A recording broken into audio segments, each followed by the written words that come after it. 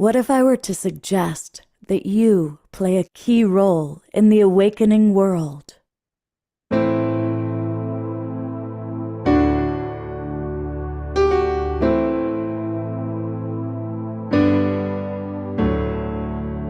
that you are watching this because you have heard the call.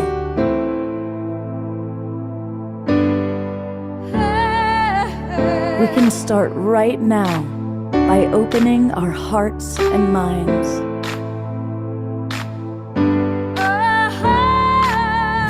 Welcome to the awakening world.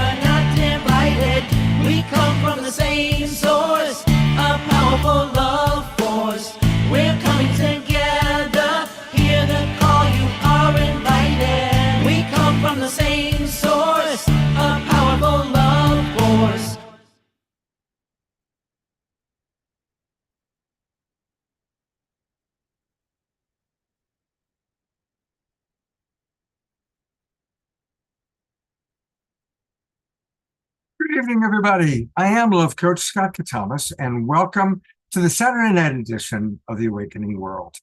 And tonight's a great show. I'm so excited about the people that are with us. They're all people we've had on before, so they're like some of our favorites.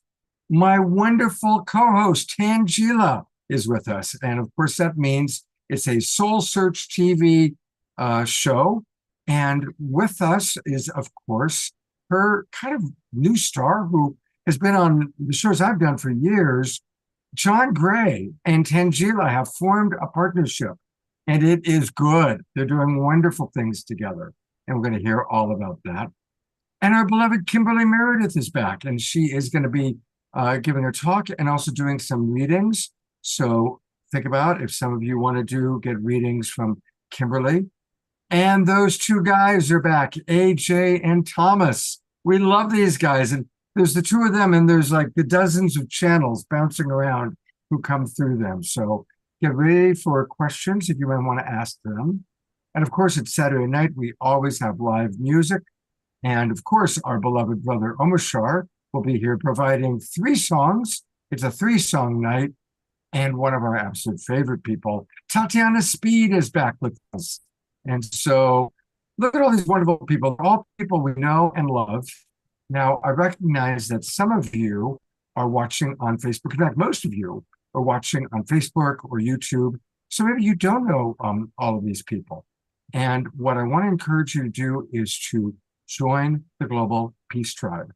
Come on into our Zoom room, and that way you can ask questions of John Gray, of AJ and Thomas, perhaps even get a personal reading from Kimberly Meredith. And it's really easy to join us. Just go to globalpeacetribe.com, like what's behind me. I'll take you to the website, globalpeacetribe.com. You can learn all about us. We do 2 or 3 shows every week, and just click register for the new season. And that's a perfect time because our new season begins July 1st. So you'll get the links for the remaining shows in June and all of our shows in July, August, and September. And this includes our twice-a-week Awakening World, our new film series, and special events. And speaking of special events, remember the Sacred Sunday show, everybody? Well, we're going to do one next Sunday. Next Sunday morning, we're going to do a Sacred Sunday show. It'll start at 9:30 or 9:45 in the morning. That'll be for all of our Global Peace Tribe members. And you'll get to see Omashar doing some music. And Eden Amador and myself and Tangela will all be co-creating the opening ceremony for her Enlightenment Expo in San Rafael. And we're going to live stream it out to all of you who can't make it to San Rafael, but I know some of you can. So hopefully we'll see you then. So there's some opening announcements on my end. I'm going to turn it over to the co-hostess with the mostest, Tangela. Welcome back to the Awakening World. Thanks so much, Scott. So amazing to be here with you and everyone else tuning in the Zoom room. So beautiful to see our whole Global Peace Tribe community saying hello from Trinidad and Vancouver and the Bay Area, Colorado, all over the country, all over the world. So exciting to feel the energy that we're all creating together, connecting in the quantum field across Facebook, across YouTube. It's so exciting. I can always feel this palpable energy of the Global Peace Tribe as we come together, Scott. So thanks so much for having me. And of course, our amazing Soul Search master healers and practitioners here, John Gray, Kimberly Meredith, AJ and Tom. You know, each of you guys is such an incredible master healer, teacher, guide, and we're just so blessed to be able to share together today and bring through the wisdom and guidance to our whole community. Absolutely. And just for people who don't know, there's Soul Search and there's Soul Search TV. And we're really going to be focusing tonight a lot on Soul Search TV. Tangela, I've got the website up, but tell people a little bit about Soul Search TV.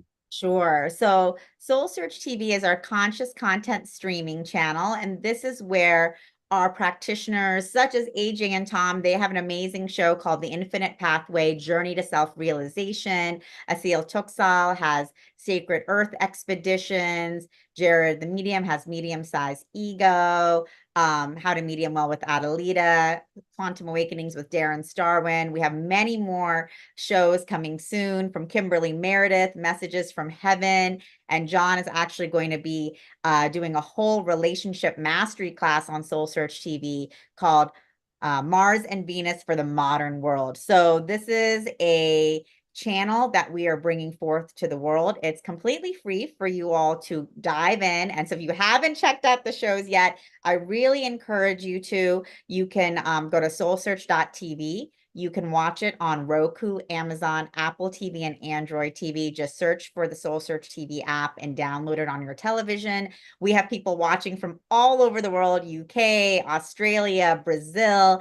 And, we really want to share these energies. And because each of the shows are transmissions from our practitioners, they're very powerful. I mean, if you watch AJ and Tom's show, each episode, they are bringing through such a high level of consciousness, teachings, that it's really exciting because you don't get to see this kind of content anywhere else. So, definitely tune in, check out soulsearch.tv, and then also you can check out soulsearch.io. That's our community and directory of spiritual and energetic healers, teachers, and guides giving transmissions, and you can connect with them through Soul Search, as well as coming to our live events and our online events, to support you on your awakening journey, wherever you are, whether you've been on the spiritual path for 40 years, or you just found out yesterday that, hey, I think there's something more. We have something for you, and we invite you to come in and join us and be a part of our community.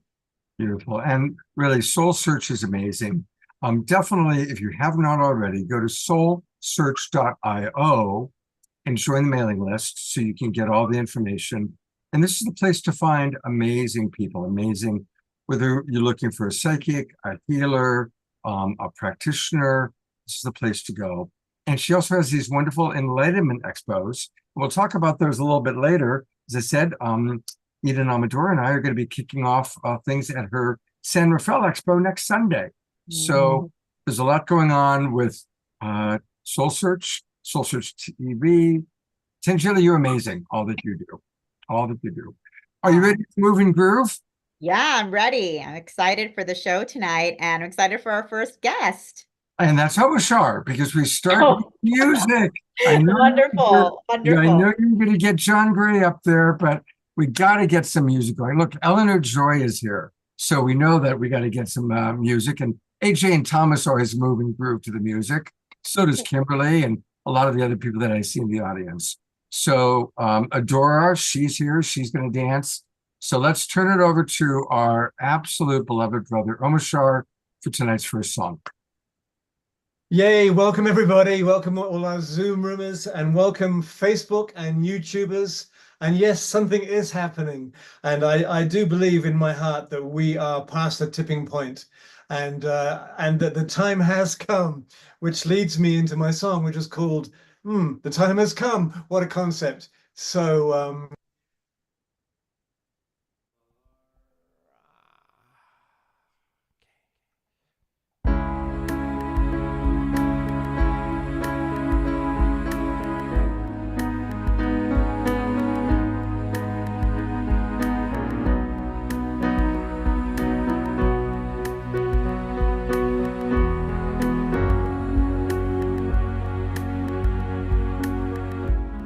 I felt alone for so many years, held my head high to hide the pain.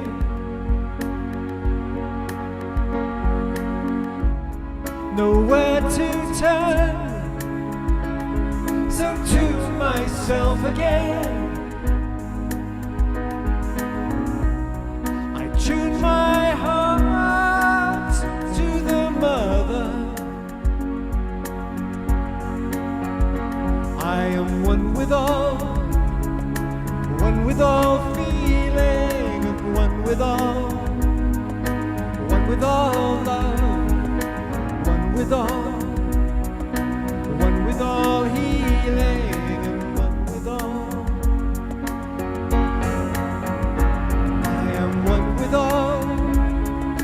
One with all feeling, and one with all love, one with all healing, and one with all.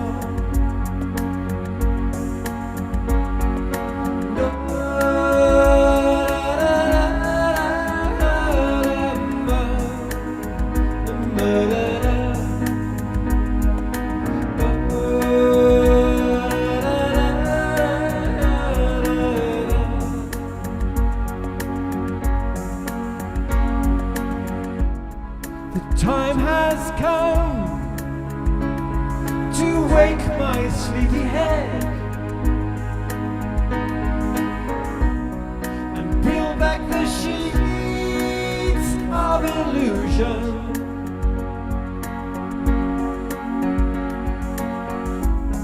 The time has come to lift my voice once more, sing the songs of the new world. I am one with all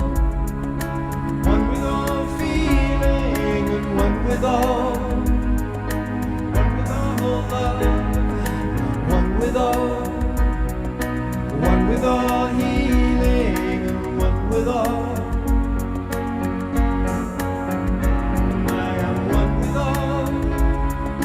One with all feeling, and one with all love, one with all healing, and one with all.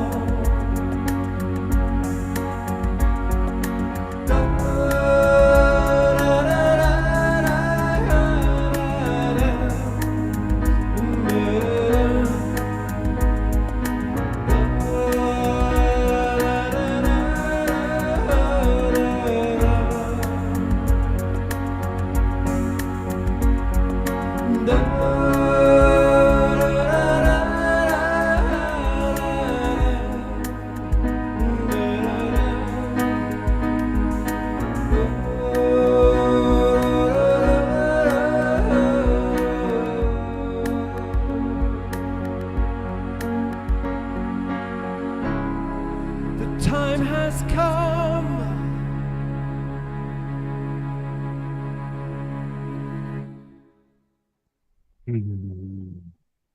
Let's all twinkle, beloved Omar Star, for that beautiful, beautiful song. And to go to gallery view. Look at all these beautiful souls, all these global peace drivers. I feel fully twinkled. Piper's with us, Piper in the house, and so many people that we love. It's beautiful to see all of you. And So, Scott, I thanked Facebook and I thanked YouTube. I want to thank our broadcast partners. So just remember that. Thank you so much. Sign Network and Alan Steinfeld and all of the other beautiful streams that put us out there. Thank you. absolutely, thank you. And hey, I want to thank Omashar, and one way to thank him is by going to his website and getting his music. And his website is omashar.com. Just scroll down a little bit and you'll see all the different places to get his music. We suggest Bandcamp because Bandcamp is, well, they pay the best royalties. And so that's where you can see his 5 current albums with that wonderful space that will be filled sometime soon with the new one, the new album that he's working on now. So let's all support Omashar because he is such a blessing to the awakening world. We love him very, very much. And he'll be back with 2 more songs tonight. Okay, Tangela, I know you were eager to introduce John, and understandably so, because it's really an honor to have this man with us. He is, I'll say briefly and then turn over to you for the official introduction. John is one of the smartest, most energetic, most alive human beings I've ever met in my life. He's filled with wisdom and he does everything with love. So I'll leave it at that and turn it over to you, Tangela, for the official intro. Thanks, God. And thank you so much, Omashar. What a beautiful song. And definitely the time has come. So appropriate, to start off the show with such a beautiful message for all of us as we celebrate this time together. And of course, I'm very excited to be introducing John Gray. He really needs no introduction, but John is the author of the most well-known and trusted relationship book of all time, Men Are From Mars, Women Are From Venus. USA Today listed his book as one of the top 10 most influential books of the last quarter century.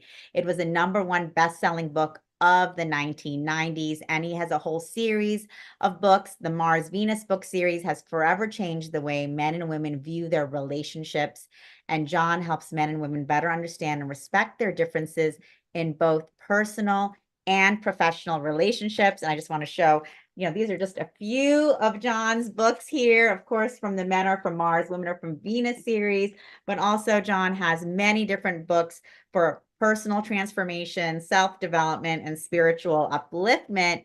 And it's just been such a great honor and pleasure to be able to get to know John and work with him here at Soul Search. And John, thank you for bringing and sharing so many of your gifts to the whole community. And I'm going to let you take it away, but I definitely want to invite all of you watching to join us every Wednesday morning at 7 a.m. because John leads a meditation, the Radiant Mind meditation, where we all come together every Wednesday morning at 7 a.m. to meditate. And his meditation techniques are very powerful. And I have to say, I have already felt a big difference in my own life. And, thank you, John. And encourage all of you guys to come and join us for that every morning. And welcome to the show. Tangela, thank you so much. And you're a radiant being. We call them Radiant Mind meditations, but looking at you, you radiate all. I'd like to start today with a Sanskrit invocation. It's apavitro. If everybody put their hands up in the air, it just says, whoever is pure or impure, may you receive the blessings from above. So apavita pravitro va sava vastanga kolpita aspare pundari kaksham sabaya vyatira suchi. So may God's blessings come to everybody tonight as we gather together in a group. One of the themes of our Radiant Mind meditations we do is we simply invoke our higher power with a phrase, Dear God, our arms out, our hearts are open to you. Please come. If you would join with me just for a few moments, just to invoke, feel the divine energy pouring into our body. There's nothing more powerful than meditating in a group, being together in a group. I meditate every day. I feel surrounded by God's presence all the time. But when I'm with a group and I get to meditate, it's just so pronounced. You just feel that meditation lasting all day. It just stays with you more as you're connected to so many people also in that high frequency. And I know tonight we'll all be doing that by the music and the sharing and the ideas. So a simple little meditation now, if we can all just raise our hands up into the air, to feel our palms and our fingertips, which is where we can easily connect with the divine energy within our heartfelt. Dear God, our hearts are open to you. Please come, right, opening our arms wide, bringing our hands slowly together to a prayer position with your intention for tonight. May God's love fill us all with love and light and joy, and let it pervade our evening, our sleep, and the whole next week, and so forth. And we ask that you come through everyone as our energies come together, and we receive your blessings right now. Thank you. So my presentation is about romantic love, romance and love in the modern world, and longevity. Because I know several people are my age listening. The younger generation are more interested in the love and the romance part. Some of us in our 70s and 80s, I'm in my 70s, may not be so interested in the romance, but I want to talk about the importance of human connection, because the research has shown so clearly, and I just did a check while I was waiting today on ChatGPT, on all the benefits of romantic love. And people who have romantic love have less anxiety, they have less depression, they live longer, they have healthier heart function. There's so many benefits. They have lower stress levels. And whether we're going to get married or in a sexual relationship, we can find romantic love. And I want to define tonight what I've observed to be the essence of anything which traditionally we called romantic. First of all, and this is the time, as our song introduced, now is the time for us all to raise our frequencies as men, to embrace both our masculine but also our feminine energies. And I want to define tonight a little bit about our masculine energies and our feminine energies, because when we can bring them together, then our own inner genius comes forth, the joy of living, the ecstasy of living sometimes, all that can come forth. You know, and Omashar giving us that beautiful, beautiful song. Creative people like him and others, they're naturally born with more connective tissue in the brain between the left and the right hemispheres of the brain. That's where all this music creativity comes from. Writers often have this, creative writers. Successful people in terms of creativity will just be born. They're born with more connection between the left and right hemispheres of the brain. And that's their blessing, that's their gift. It's also their challenge, because as you have higher consciousness, you have easy access to what we call masculine energy and feminine energy. And for a man, it's very easy to tip over into your female side if you're not feeling confident on your male side. And likewise, if a woman doesn't feel safe expressing her feminine qualities, then it's very easy for her to tip over on her male side, and we have an imbalance. So we'll explore how romance can help us to sustain a healthy balance between our male and female side. And for those that aren't familiar with my work on Men from Mars, Women from Venus, I'm sure many have heard about it. But in my more recent work, I'm looking at the actual biology of male hormones and female hormones.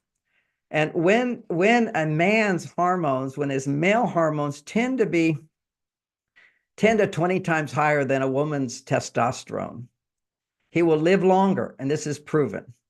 He will have less stress in his body, and that's proven.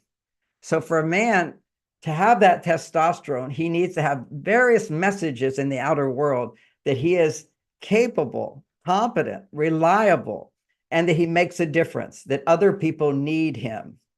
It's like when Omashar is playing his music and we're all dancing to the music, responding to it and appreciating him and going on and getting his music online.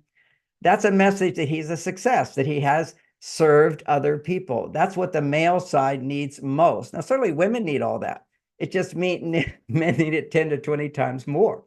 And when it's 20 times more, then you're experiencing the flow of life. And in relationships, that's where you can feel more romantic feelings for a man. But for a woman, romantic feelings only come when her estrogen levels are twice as high as a man's.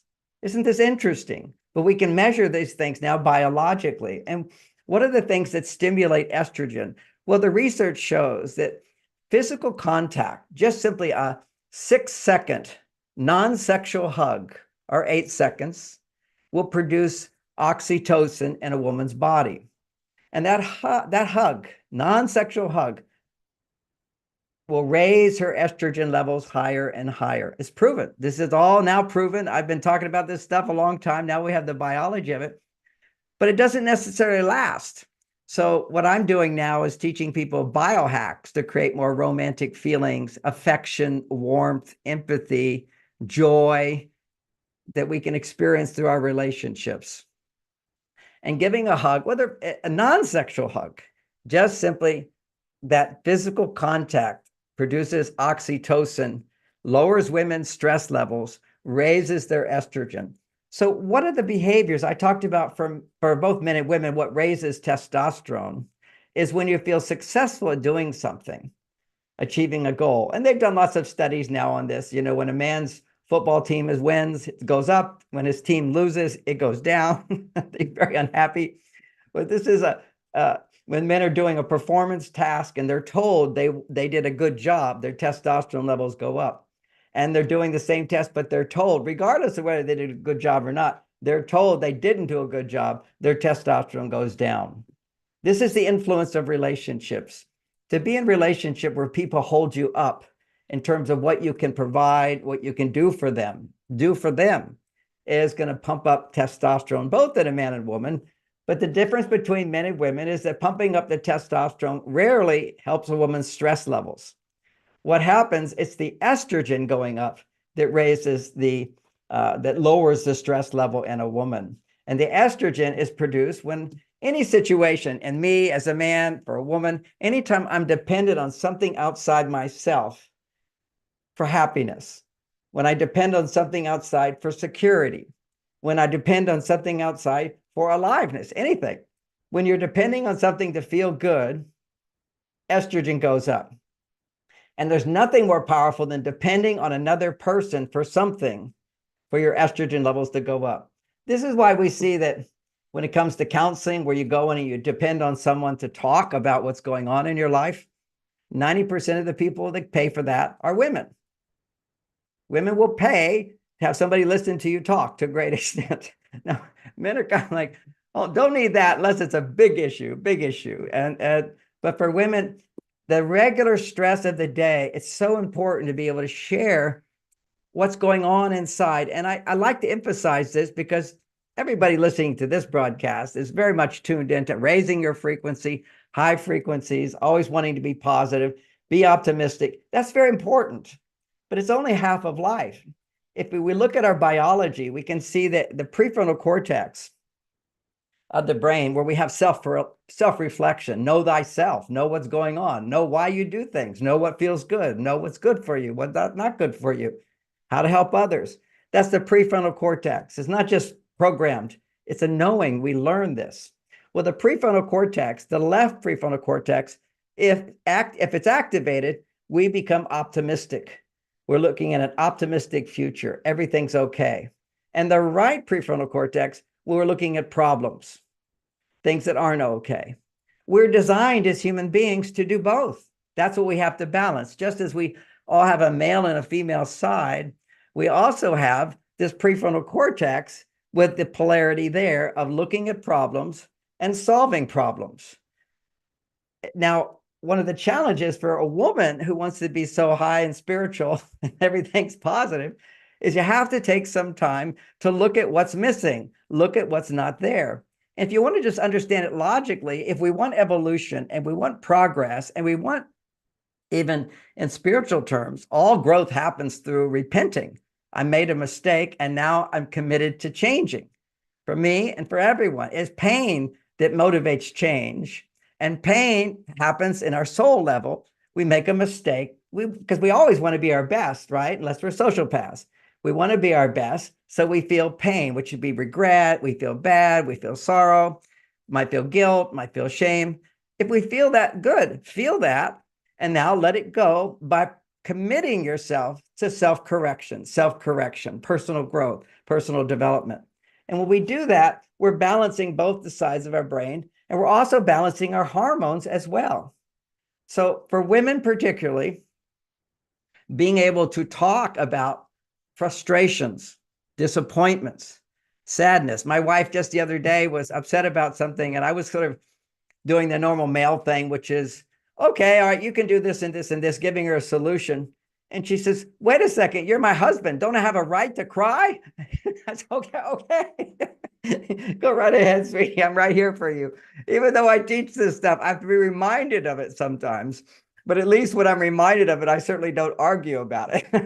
And if a man doesn't understand the importance of women, we might say venting, sharing problems, sharing frustrations, sharing negative emotions, not always being positive.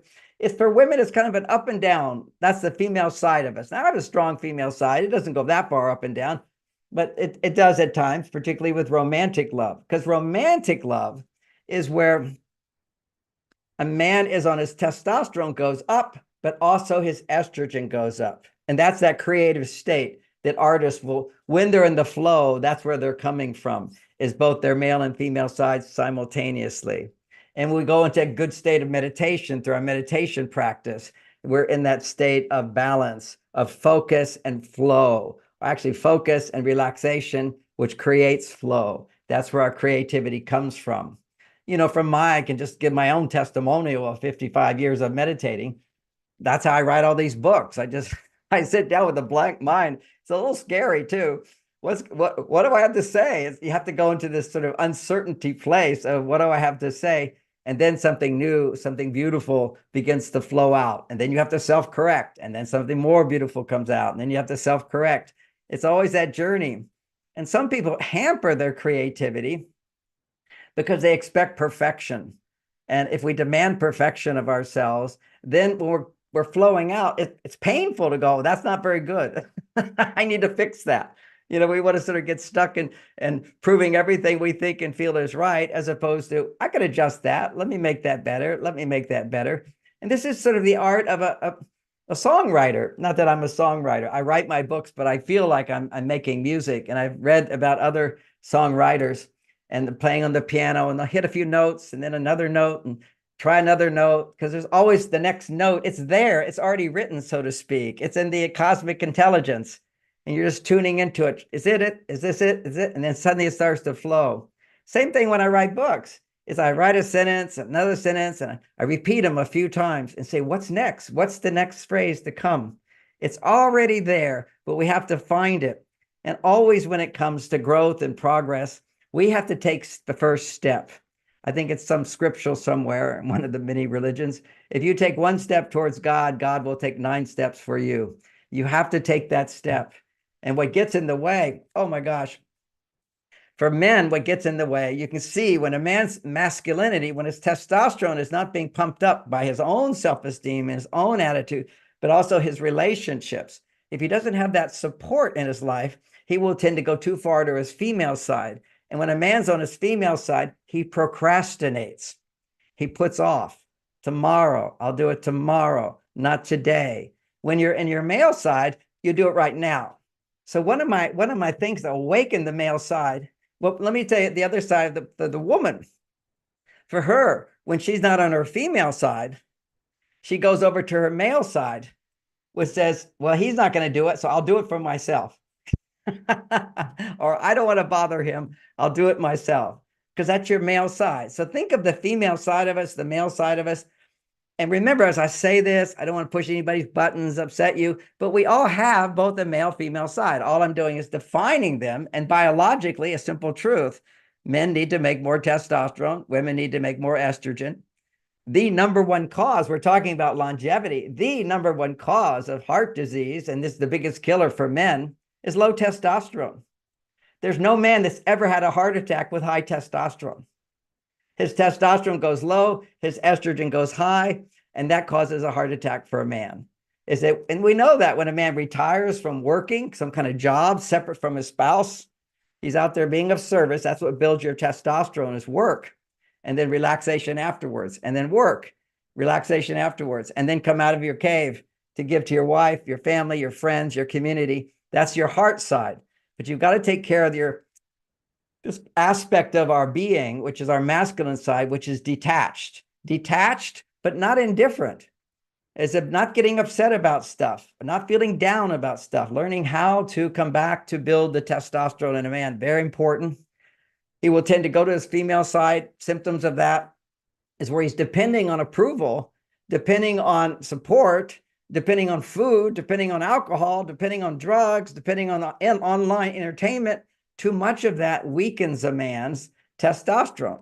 It's good as a balance, but not the major source of fulfillment for the male. But for the female side of us, the estrogen side, what produces estrogen is, well, first of all, I mentioned just physical touch is an oxytocin producer, which helps, is proven now to raise estrogen. Now that's the simple science, but I explain behind the science as to why. Is that the female side of us, it increases estrogen whenever you're depending on something of value. Like, for example, women going to a therapist, they're depending on that support, someone to hear them. Why do they feel better? Not even have to fix anything, just talk about it. That's the estrogen going up, lowers the testosterone. The bankers used to call me up and say, we need to help us with our marketing because so many women have so much money, their husbands have all died. So back a long time ago. Now women are making more money. But the whole idea there was we need to draw the women in. And so you'll see about the time Men Are From Mars came out in 1995, the banks started changing and they're all saying, we'll give you personalized service. We care. We understand the challenges you face. We'll be there for you. We honor your needs. See, those are the messages that raise estrogen. When somebody cares about you, when someone listens to you, when somebody hears you, when someone respects you, honors you, does things for you. That's the big one. Words are cheap if there's no action behind it. So the whole aspect of our female side needs to depend, at least, on someone significant in our life, which is why I'll come back to when you have this hormonal balance where women have people to depend on, they don't feel alone, and men feel I'm making a difference as opposed to sitting around watching TV. When you have that, men's testosterone goes up, women's estrogen goes up, and evidence shows we live longer. We live longer. So we don't want to be alone. We want to be able to interact. However, space is very important. You don't want to be together all the time. You need space to rebuild testosterone. You need connection to build the estrogen going up. So it's a nice way of understanding the power of love and romance. So now where does romance come in? Romance comes into anytime you're in a relationship and the male, or the male polarity, responds to request of the woman. So I analyze, there's two levels of relationship. One is the level of survival. When women needed men for money and protection, then relationships were easy if he could provide money and protection. But as soon as women can provide their own money and their own protection, what does she need a man for? Well, for men to thrive, they need to feel valued and needed and appreciated. So that's all testosterone boosting. So I've created these hacks. And so I'll just briefly go through a few. They're really quite fun. I have so many more in my books, of course.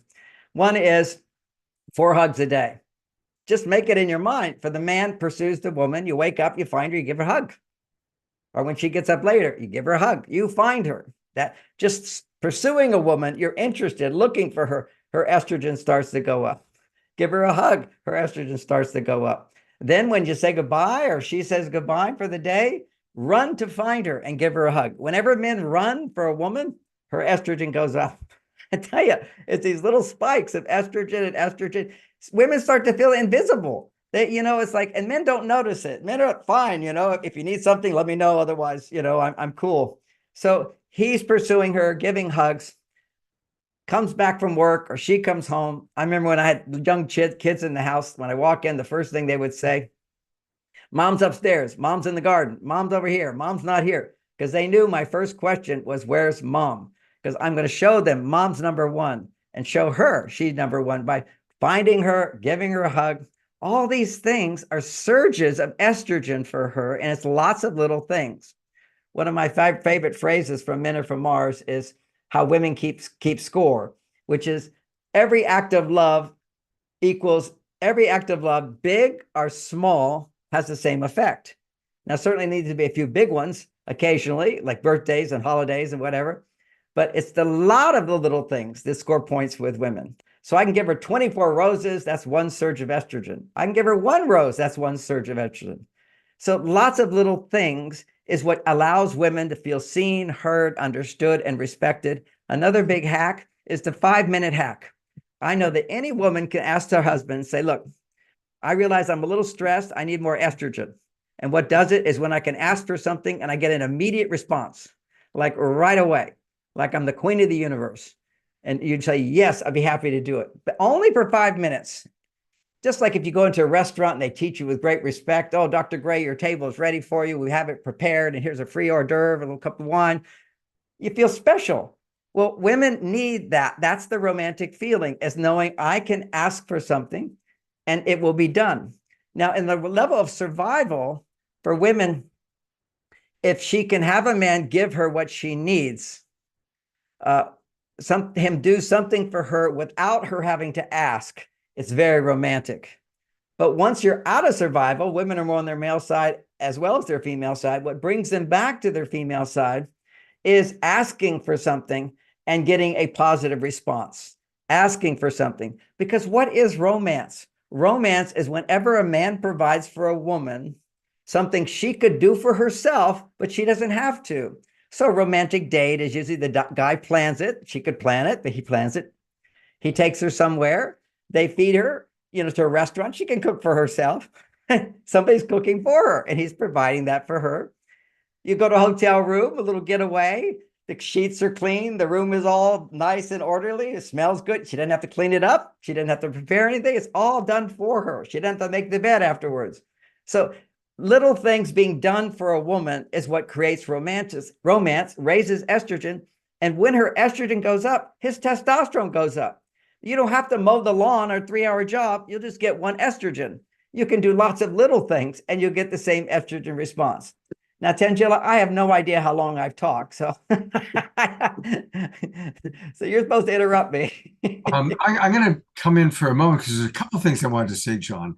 First off, when you were talking earlier about creativity, I don't know if you've ever heard this quote from Bob Dylan. Someone asked him, how do you write so many songs? And his response was, oh, I don't write them. I just write them down. Yes. Yeah. And so I thought of that in what you were saying. Oh, it's exactly with my books. It's all I do. I focus on it, but I write it, and then the next words come, and I write it, and the next words come. And then after about the halfway through a book, then it just starts going. The whole thing is done. It's all coming through. It's quite an exciting moment to finish a book. What I feel like when I finish a book is like if somebody was doing a long distance race in the Olympics, and the stadium is there and you're first place and you're coming and everybody's cheering, that's really putting forth effort. And that's part of what masculine is about, is overcoming challenge and obstacle, but staying with it and then being successful to various degrees will keep your testosterone pumped up.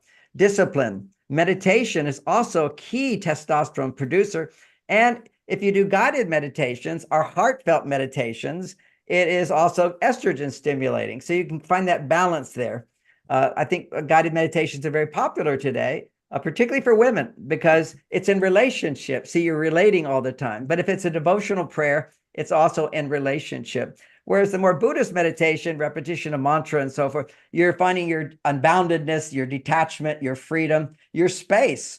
And of course, that's what I've written about in all my books, having been a meditator, how important space is for men.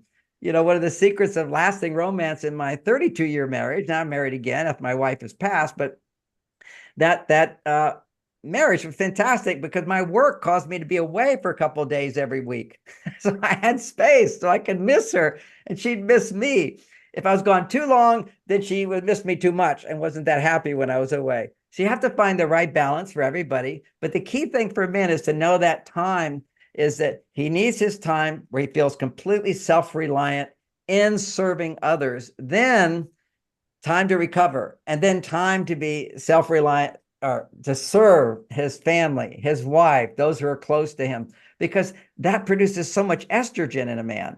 Love produces estrogen. My little granddaughter, my latest granddaughter, I have 5 grandchildren. The latest is 1.5 years old. I spent yesterday 4 hours with that child, just full of love. My heart was so much love. Well, that's estrogen.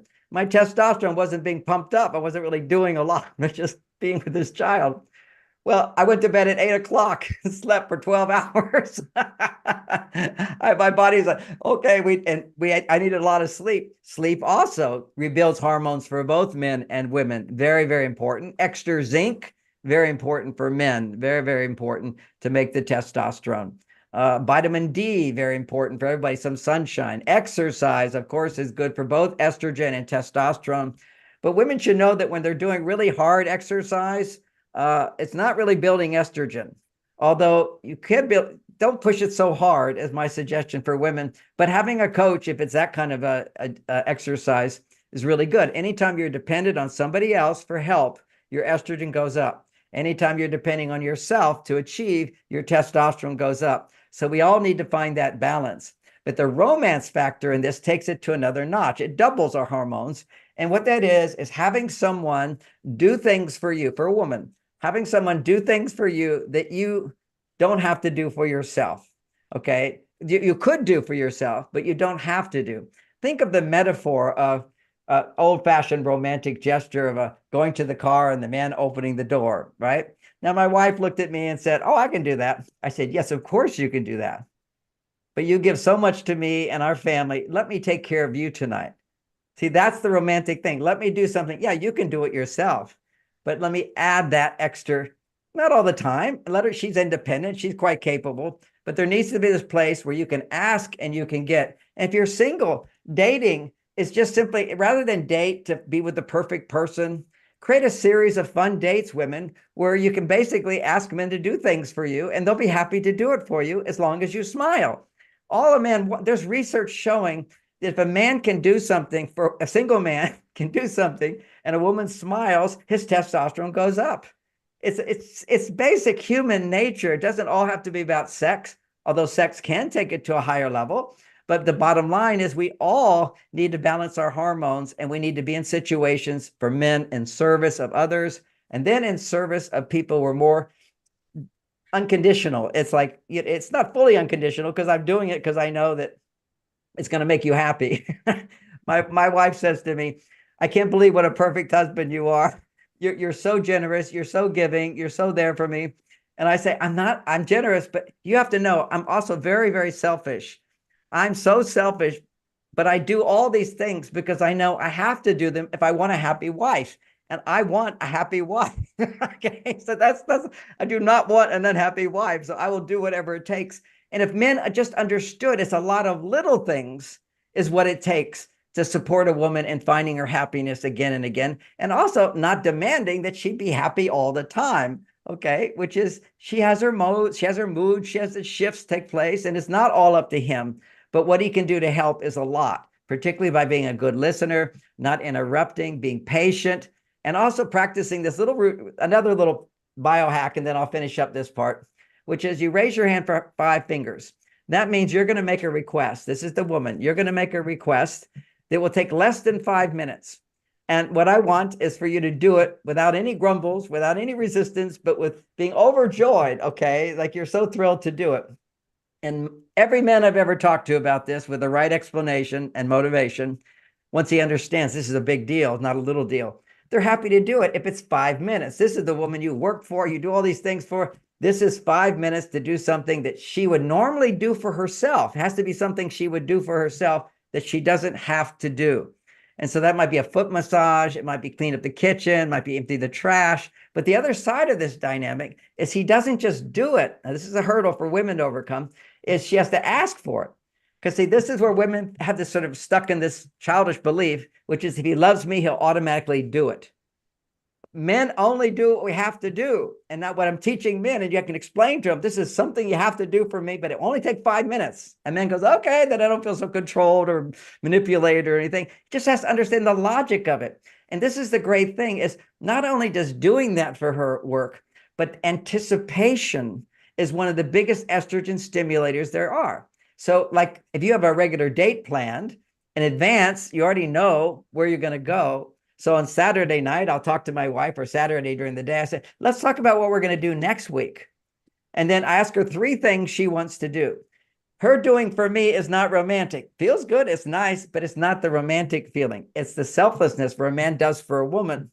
So she tells me 3 things. I pick, that's me, the leader, I'll do it. And she can relax. She knows that he's chosen to do it. So she has no weight of responsibility. Is he going to like it? Is he not? Because women go through so much in terms of asking a man, Is he going to be irritated? Is he going to be annoyed? Is he going to feel resentful? Is he going to feel sacrificed for me? You know, we have all this confusion going on. Really, it's very simple with men. You just say, here's 3 things I like to do. And if he says, well, what about me? When do I get to do what I want to do? Say, you can do whatever you want, whenever you want. But this is romance. And romance is when a man provides for a woman something she could provide for herself, but doesn't have to. But this higher level of romance is her male side and her female side. Her male side is taking charge, taking responsibility to get what she wants. It's like her protector. So you say, oh, honey, would you do this for me? Then when he does it, your female side responds with appreciation, and you're being vulnerable. To ask is a very vulnerable act. And the thing that turns men on the most, and turning a man on means raising his testosterone high, is a woman's vulnerability. And we know that, simply put, you know, when guys look at pictures of naked women, they get excited at a young age. So, okay, but what is it? She's being vulnerable. See, she's showing what she doesn't show anybody else. But what we want is, we're enlightened people here. It's physical excitement's going to go away unless we have the vulnerable of the emotional body, of the mental body. So she has to reveal the insecurities, the doubts, and whatever. So I'll close with another of my favorite ones I do with my wife.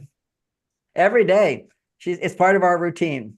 At some point, sometimes after I found her with a hug, she'll say, do you love me? And I say, yes. Not, of course, not, well, why do you think I do these things? No, just to be able to say, do you love me? I said, yes. Then she says, how much do you love me? With all my heart. Then she says, do you think I'm beautiful? I think you're so beautiful. Am I the only one for you? You're the only one for me. Are you glad you married me? I'm so glad I'm so happy. You're the one for me. I love you so much. You see, even imagining her asking me those questions allows me to feel more masculinity, because what happens for men is we disconnect from our feelings a lot.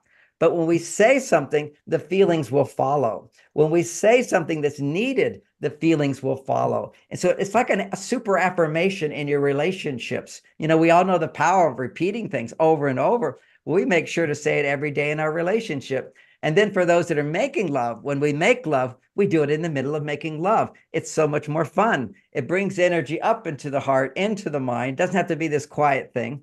And we're going to live longer and happier, healthier.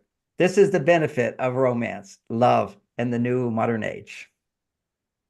Wow. Now, the good news is we're going to take a music break. We're going to come back to John and answer your questions. We'll start with the question that I saw Piper put into the chat box. So everybody put your questions into the chat box for John. And in a moment, Tangela will share a little bit about what you guys are doing. But I just want to remind everybody that you can find out all things John Gray by going to his website. And of course, his website is marsvenus.com. marsvenus.com. You know, a lot of us, including myself, live in Marin County. And if you go to events to see John Gray live, John's going to be doing an in-person live event right here in Marin County, August 2nd through the 4th. So you can get more details about it by going to his website. There's all sorts of things on John's website. So definitely go to marsvenus.com. He has books, he has courses, and now he has Tangela. So Tangela, share with the audience about what you guys are doing.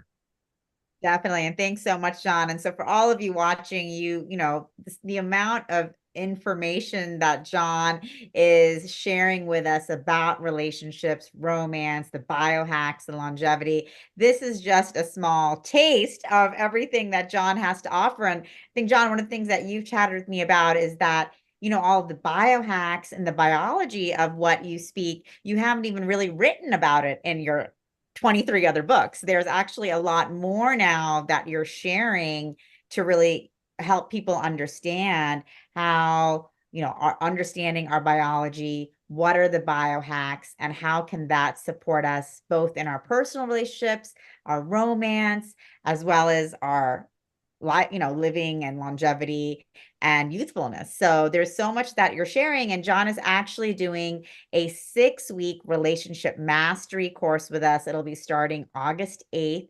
All of you guys can tune in. You can go to soulsearch.io/relationship mastery. We put it in the chat. We'll put it up later. And George is asking, what book has the biohacks for singles? Well, John, you can answer that question later.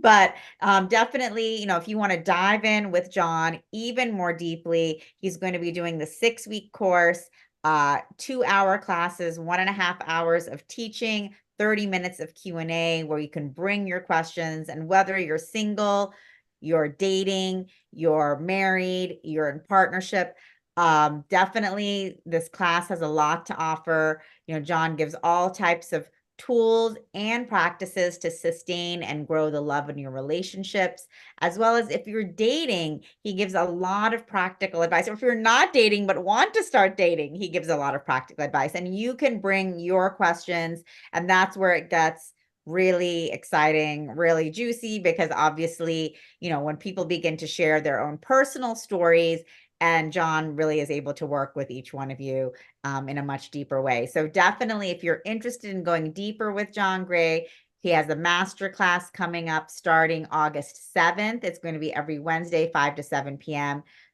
For 6 weeks, and you can sign up on SoulSearch.io. And also, for many of you asked about his meditation. So John does do a weekly Radiant Mind meditation. You can watch this on the SoulSearch.io Instagram. So just follow us on Instagram. You can watch it on our Facebook page or on our YouTube channel. So I put those all in the chat, facebook.com, SoulSearch.io, youtube.com at SoulSearch33, and Instagram.com at SoulSearch.io. And, you know, all of you know John as this amazing, trusted relationship expert. But what many of you don't know is that he was the personal assistant to the founder of Transcendental Meditation. And he has been a profound meditation practitioner for 50 years.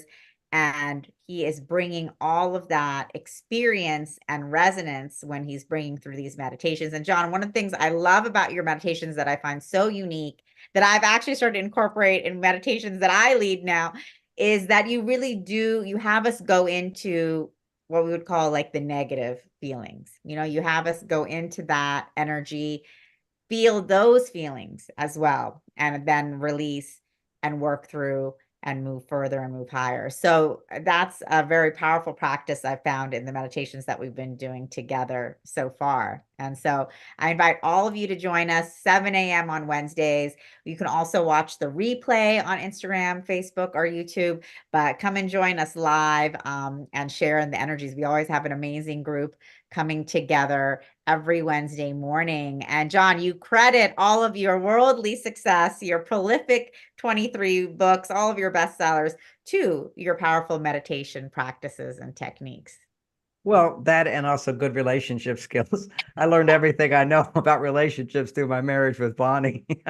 Wow, amazing. And I continue learning with my new wife now. Okay, relationships, there's such a pathway to experience personal growth, because anything we resist in our partners is a block inside of ourselves. It's a place where we're not being patient, we're not being respectful, we're not being understanding, we're not loving ourselves, we're becoming defensive. You know, you can measure, you know, it's really easy when I was this celibate monk to be happy all the time because I had no reflection where somebody I was depending on for my fulfillment. It was all just looking within myself. And that's, I mean, that's not easy for everybody, but when you have a good meditation practice and a monk's lifestyle, it's, you have the tools to overcome it quite easily. But in a relationship, now she could be in a bad mood. Well, why is that a problem for me? Let me help you here, honey. But see, what happens is we get attached. Men get attached to, I can't feel good if you don't feel good. Well, there's a thing called empathy, which is I can feel good, but also feel pain, your pain. See, that's the whole thing, is be able to feel it over there. That's how I connect with my feelings, primarily through being there for her. And she gains objectivity to when her emotions sort of overtake her, or she's in a bad mood, whatever. It's only one part of us, the more optimistic part. You just need more objectivity. And so I can provide that for her. And when I don't, then I have a block. Then whatever she's struggling with is something I need to look at within myself. It's such a challenge. Relationships are really if you have the right skills, it can be quite easy, and it gets easier and easier. But without the skills, oh my gosh, it's just suffering. Wow. So yeah, I mean, and we did actually a great interview for Soul Search TV on relationships as a path to enlightenment. So for those of you guys who want to dive deeper into that topic, you can check out that interview also with John on Soul Search TV. So thanks, John. We're going to take a break and do some music now, right, Scott? Absolutely. And get your questions. I'll line them up. I see a lot of questions coming in on the A lot chat. of questions coming in. And we are going to go to the wonderful Tatiana Speed. I am so grateful whenever Tatiana blesses us with her presence. Welcome back to the Awakening World, Tatiana. Thank you, thank you, thank you for having me. And I just want to say I was just so touched by John's share. That just melted my heart. And John, I've actually read a few of your books, and actually I found my forever person, and your book actually really saved our relationship at a pivotal moment. So, and I've never actually heard you talk live before. Your books have just lived in my home my whole life. My mom had your books. They've just always been on my bookshelf. I've never heard you speak before, and there's just so much love coming through you. And I just feel like very blessed to be here today to hear you speak. So thank you. Thank you so much. Thank you. Yeah. And I feel inspired to share some love songs tonight because of this lovely topic. So this song is called, actually this doesn't have a name. I don't know if I've ever played it really live before. Yeah, so this is the unnamed song that I'll play you to start. Oh, let me come to you gently. Let me come to you softly. Let me come slowly.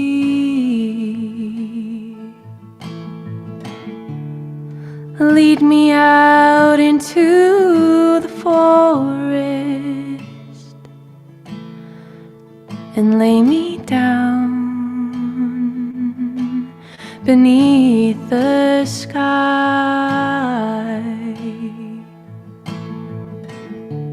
The heavens above us will remember how we loved, how we loved.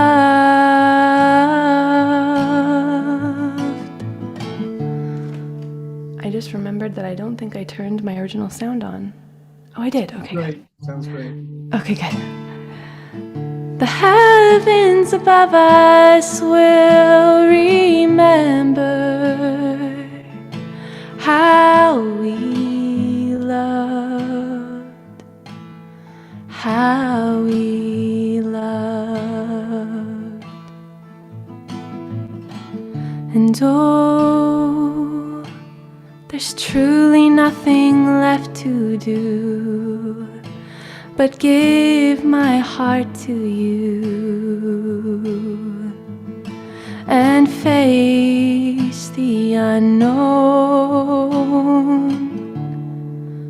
What's the point of this life anyways, if not to love this way? With all that I have,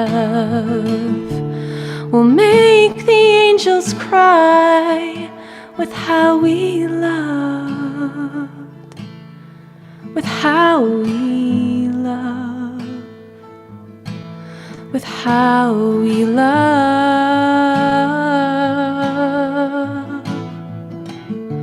We'll make the angels cry with how we love, how we love, how we love. In 1,000 years, nothing will remain of us. So let's love deeply, love each other completely. In 1,000 years, nothing will remain of us. So let's love deeply, love each other completely. In 1,000 years, nothing will remain of us, but how we loved, how we loved. In 1,000 years, nothing will remain of us, but how we loved, but how we loved. Oh, but how we loved, but how we loved. So let's love deeply, love each other completely.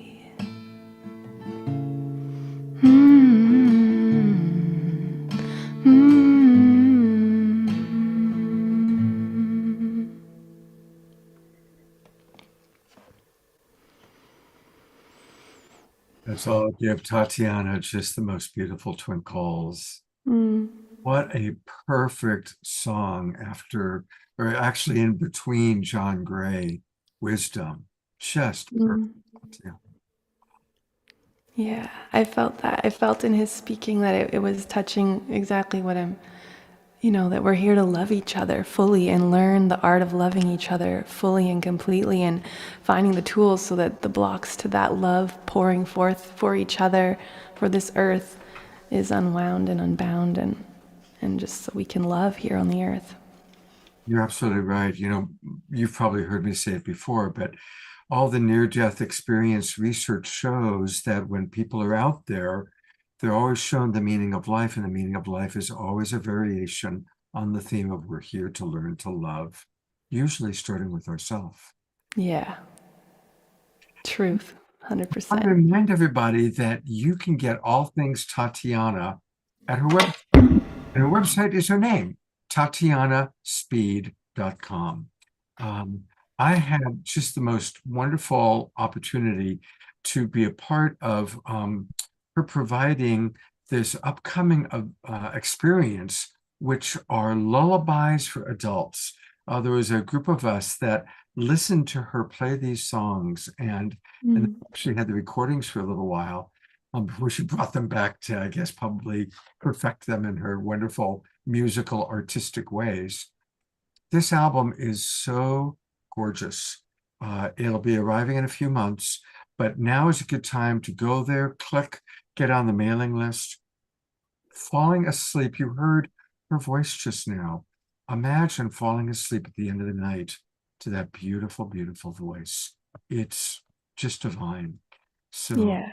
Thank you, Scott. And the lullabies for adults are not even just to fall asleep. They're really about just creating a sense of safety, and so that we feel safe to be on the planet, and safe to be in our bodies. And then from there, we have access to so much more of our love and who we came here to be, just by creating that sense of somatic dropped in safety. So thank you for reminding me, because I used them to go to sleep. yeah, you use that.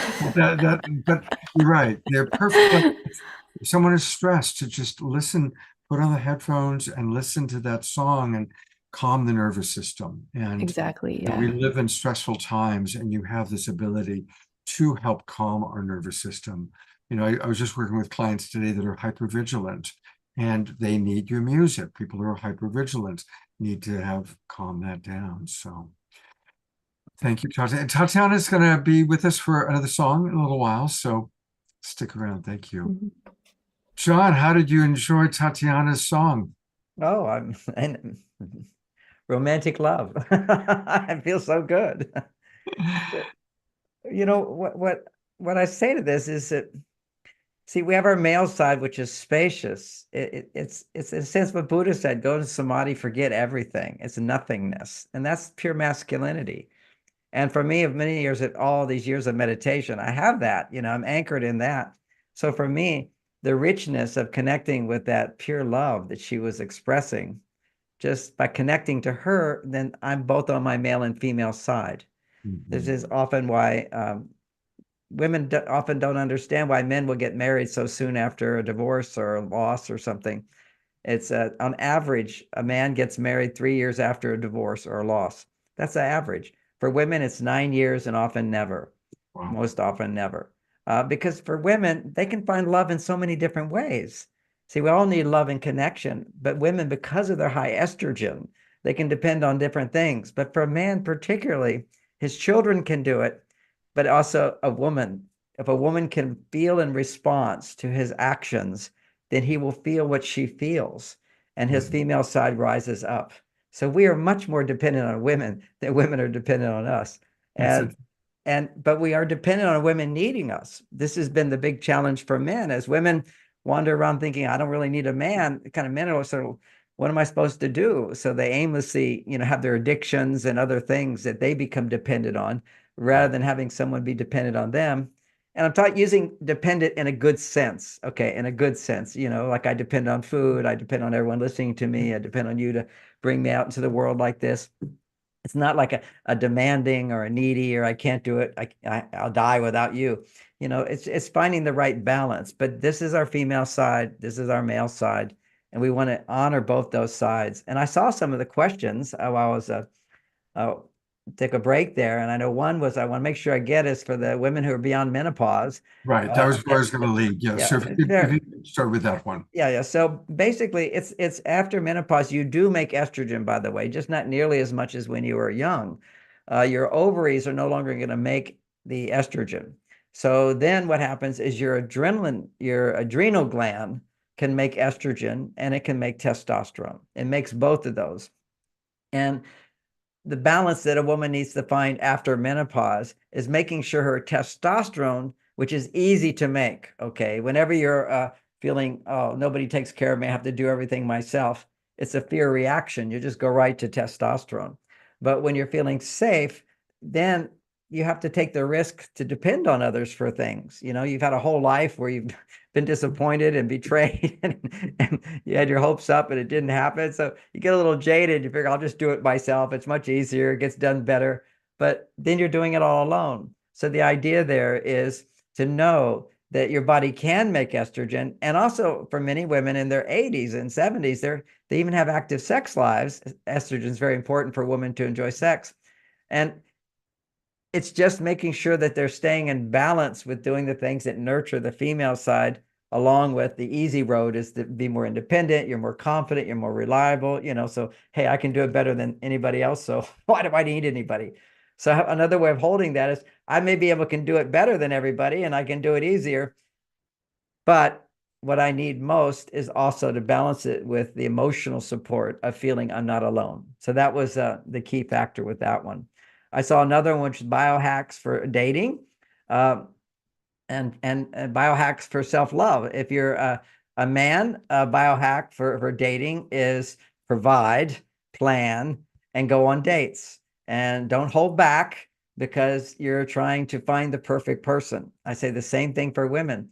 Make yourself available to the men who maybe are not the men that you would pursue. When you're pursuing a man, you're on your male side. And if you're single, usually it's because you're on your male side. You want to strengthen the female side of you, which will attract the right men to you. But what happens when your female side is weak and you then pursue men, you tend to always pursue the wrong men. So there's a group of women who always say, we go on a date, never calls back, and everything was so good. You made love. He doesn't call back. What happened? Well, you keep picking the wrong guys because you're following this Geiger counter inside that says, oh, I'm turned on to him. I want to pursue him. Usually that's the wrong guy. You want to practice your new relationship skills with the men who are attracted to you that don't necessarily right away show up as somebody you want to be with. But this is someone that you can have a good time with as long as you're not expecting them to be your soulmate. And you can practice some of these hacks on dating. So a few hacks on dating. I have a whole book on that, which is called Mars, Venus on a Date. And many people love that book. It's all about being authentic. And as a woman, to be authentic on a date is to share whatever your truth is, as long as your truth is not trying to change the man or argue with the man, but having a separate point of view. But if you have a tendency to be a people pleaser, which many women have, and if you're pursuing a man, that tendency will come out really strong.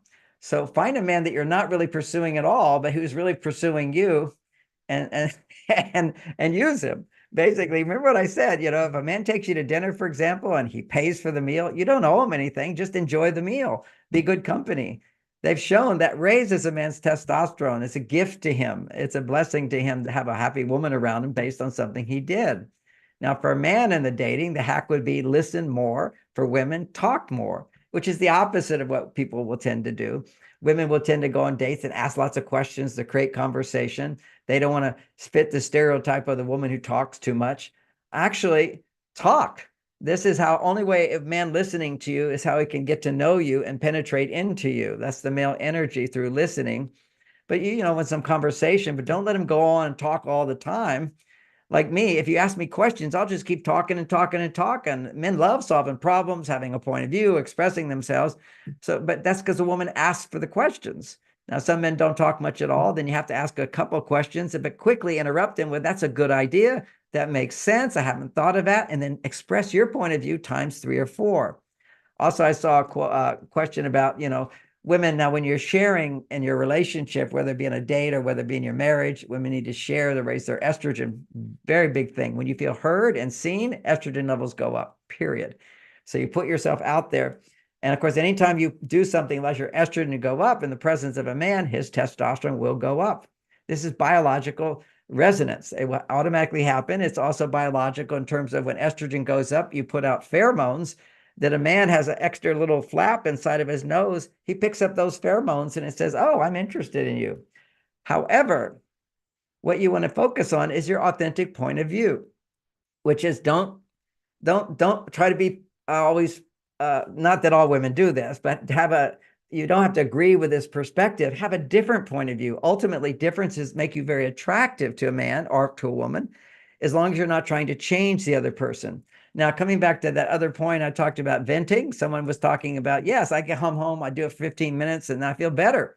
That's the important thing. And the key to this is venting what has bothered you during the day that's not going to be heard as blame to the man. You don't want to just share a bunch of feelings that blame him. That just knock his testosterone down and he'll become exhausted and tired and not want to listen anymore. You want to share things that he's not going to hear as if it's my fault. And you also want to remind him when you're sharing, I just need you to listen. You don't have to do anything. I'll feel better just sharing with you. And then after you've shared for a while, maybe you're unhappy about something, frustrated about something, you have concerns, worries, you feel hurt, maybe you feel, I don't know what to do, whatever your vulnerability is, always make sure you come back to, but it's so good to talk about it. I appreciate I could talk, or a few smiles in, go for the hug. So he can see this magic thing that women can do, which is they can talk about problems, and without anybody solving it, she can feel good again. Okay, this is what we do primarily in therapy a lot, is women will just talk, and you be a good questioner, good listener, get her to talk about deeper feelings, what's happening, and then she'll feel better. What's the mystery? Why does she feel better? Not because now she has this great solution to all her problems, although that might come by just being able to share. She's able now to see it from a different point of view.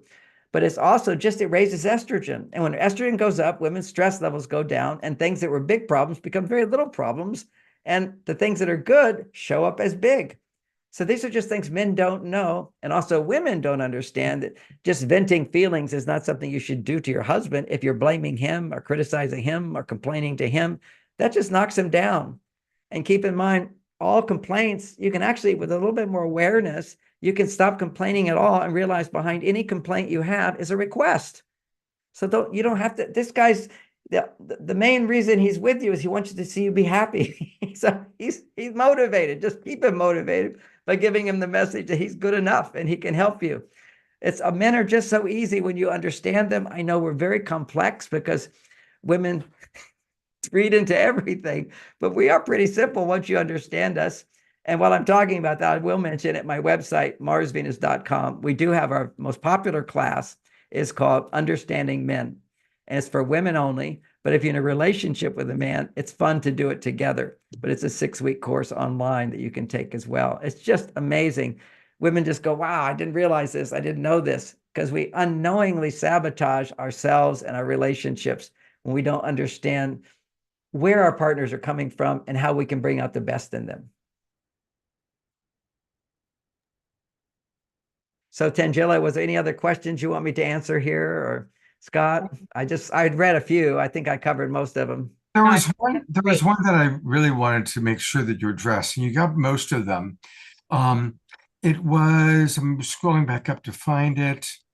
It was from Piper, her second question. John, there are many women who are post-relationship trauma, abused, etc.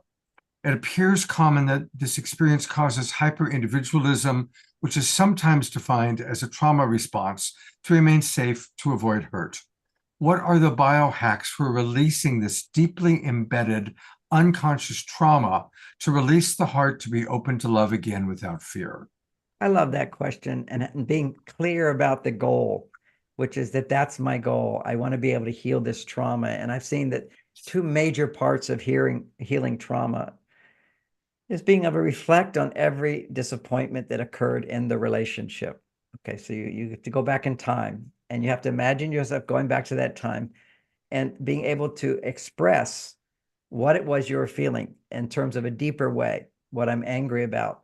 And there's 6 levels to this: what I'm angry about, what I feel disappointed and sad about, what I'm afraid of, or I'm afraid that, or I'm scared about, and what I feel bad about, what I regret.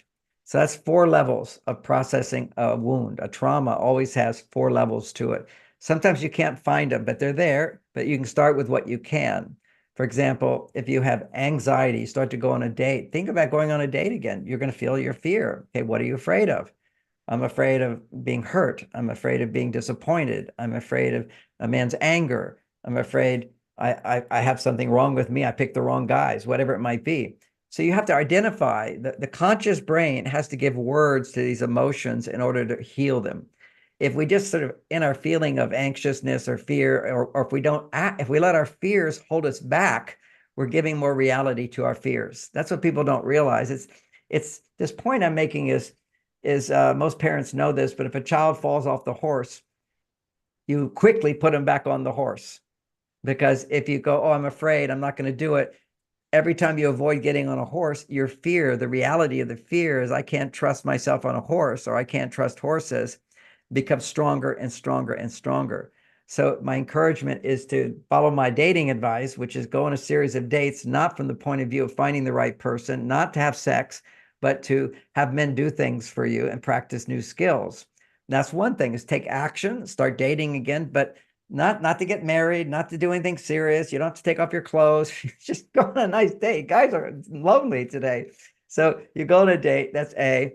And B, then you process the fears that come up around that by going back to a time in your life where you were hurt, and hurt in the sense of you weren't seen, you weren't treated with respect, and feel the disappointment. What were your expectations? Feel your anger.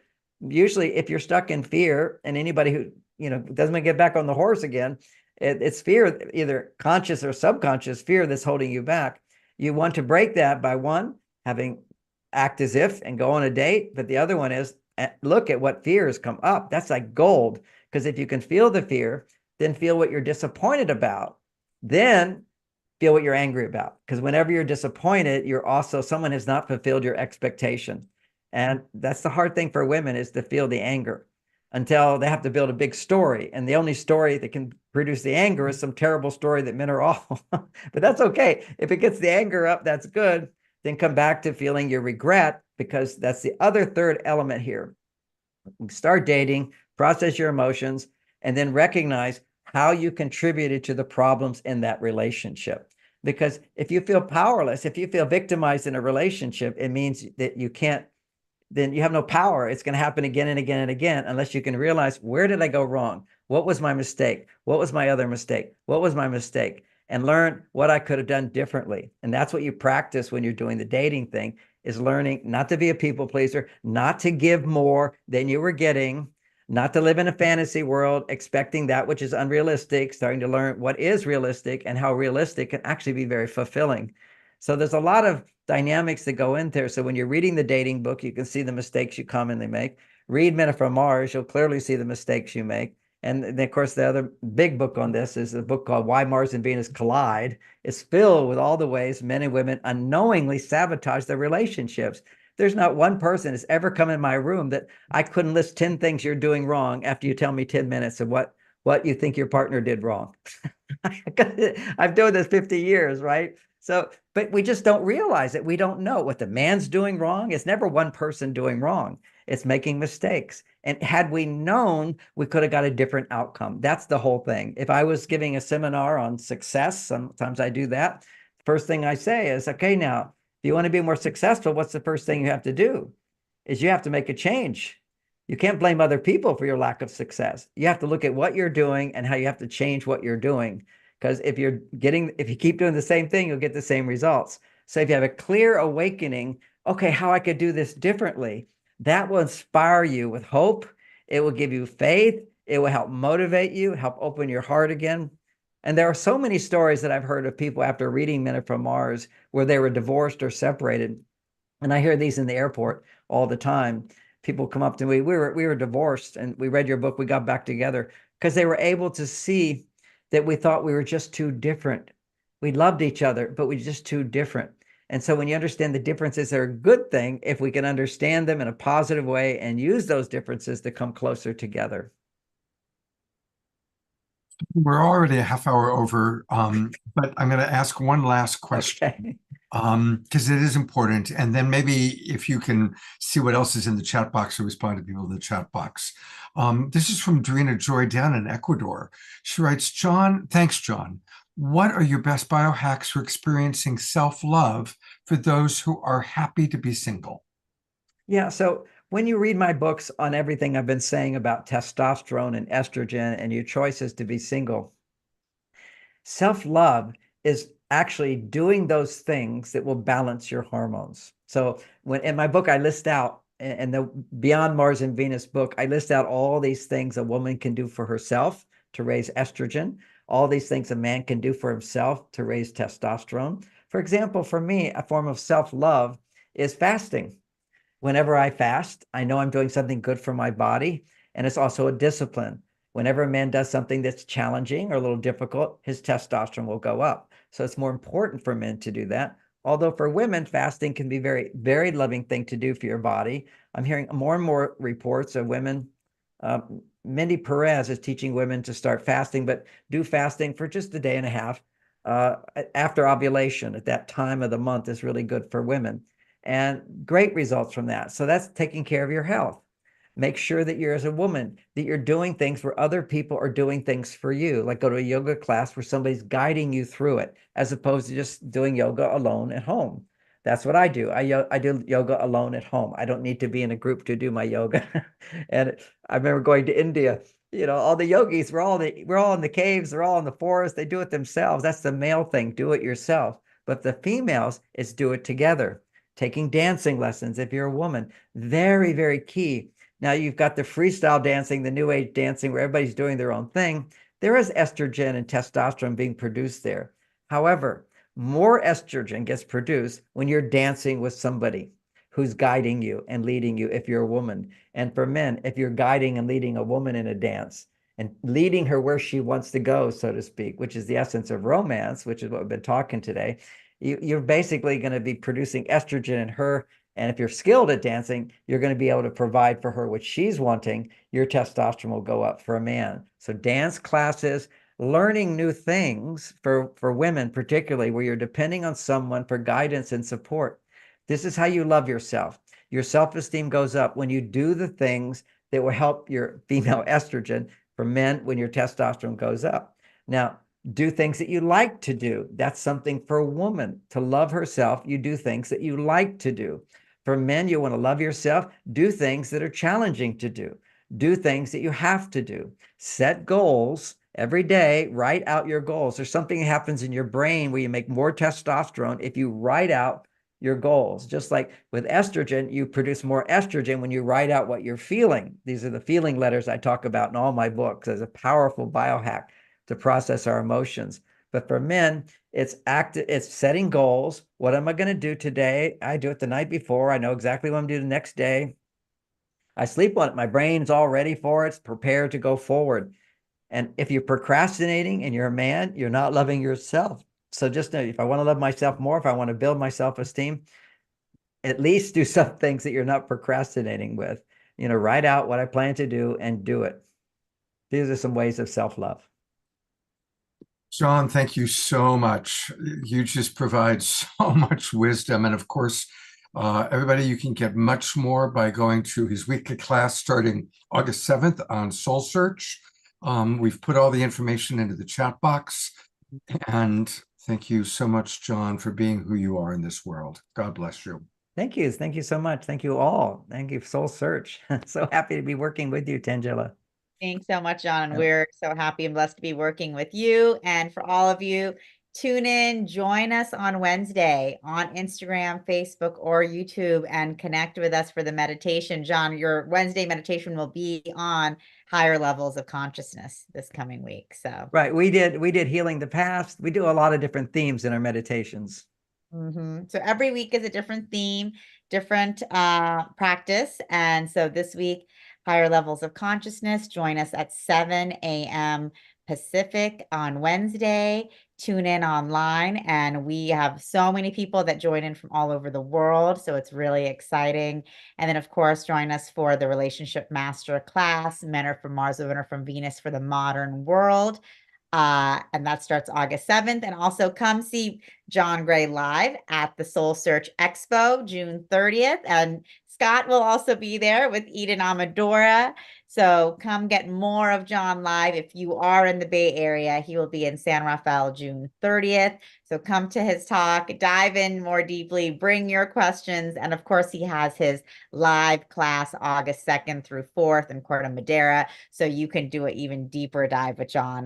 You can find all those details at marsvenus.com events. So lots more to share. John, you always have so much information, and we're just so excited that we get to share all of this with you and the world. So thank you so much. Thank you. Dr. Laura, Dr. Laura in the chat box, John just wrote, John, you are the Library of Alexandria of relationships. That's a good one. God bless you, John. I'll see you next Sunday in San Rafael. See you there. All right. Well, that was a lot to digest. And we're going to go to Omashar in a moment for a song.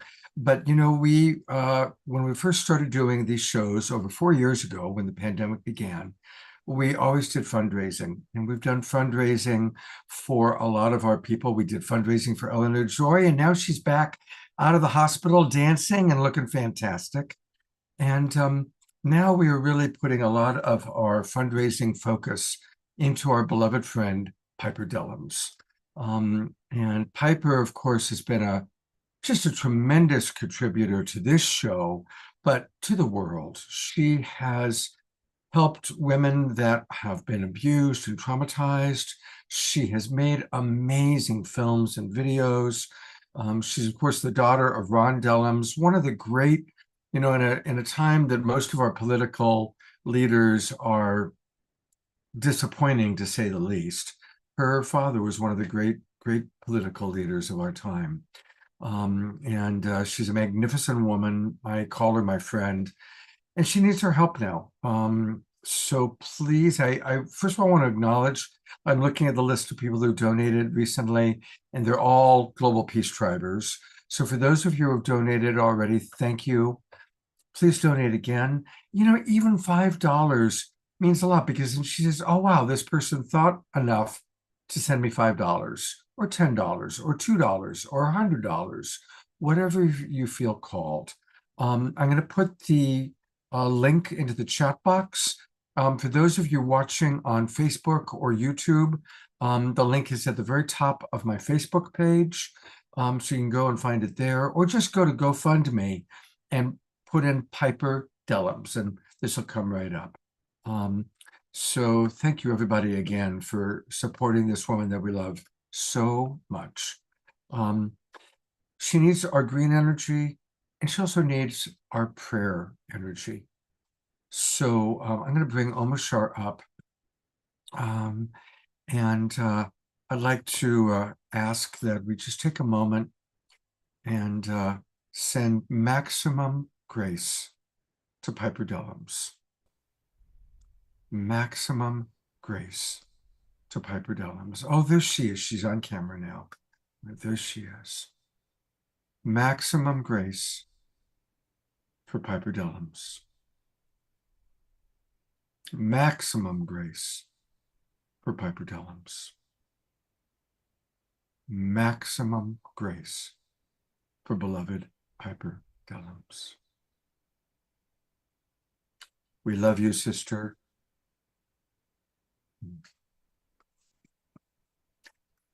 And while Omashar is blessing us with his music, I really want to invite everybody to please go to GoFundMe and donate to Piper.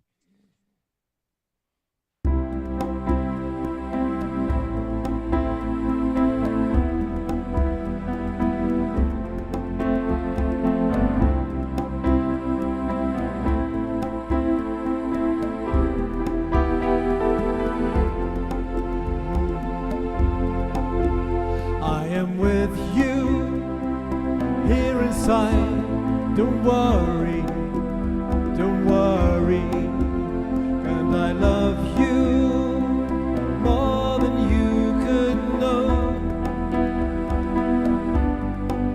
So come along now and lay your hand on my heart, on my heart. Close your eyes, dear, and rest a while in me. Keep open your heart and let in the sun, and bathe yourself in the garden of one. Know you're at home and in my embrace. Here is divine grace.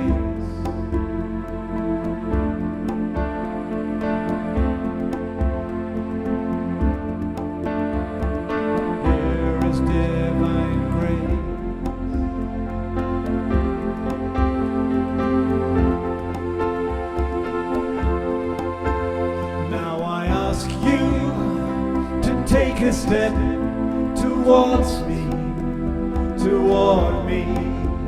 I can feel your longing to be home. So come along now and lay your head on my heart, on my heart. Close your eyes, dear, and rest a while in me. Open your heart and let in the sun. Bathe yourself in the garden of one. Know you're at home and in my embrace. Here is divine grace. Here is divine grace. Ba-da-dum-ba.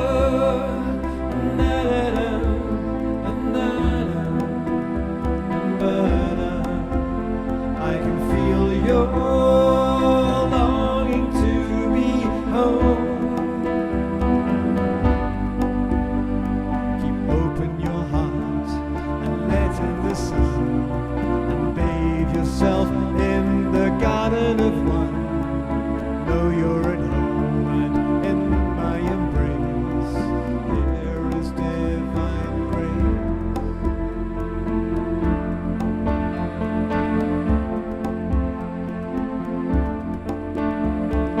Here is divine grace.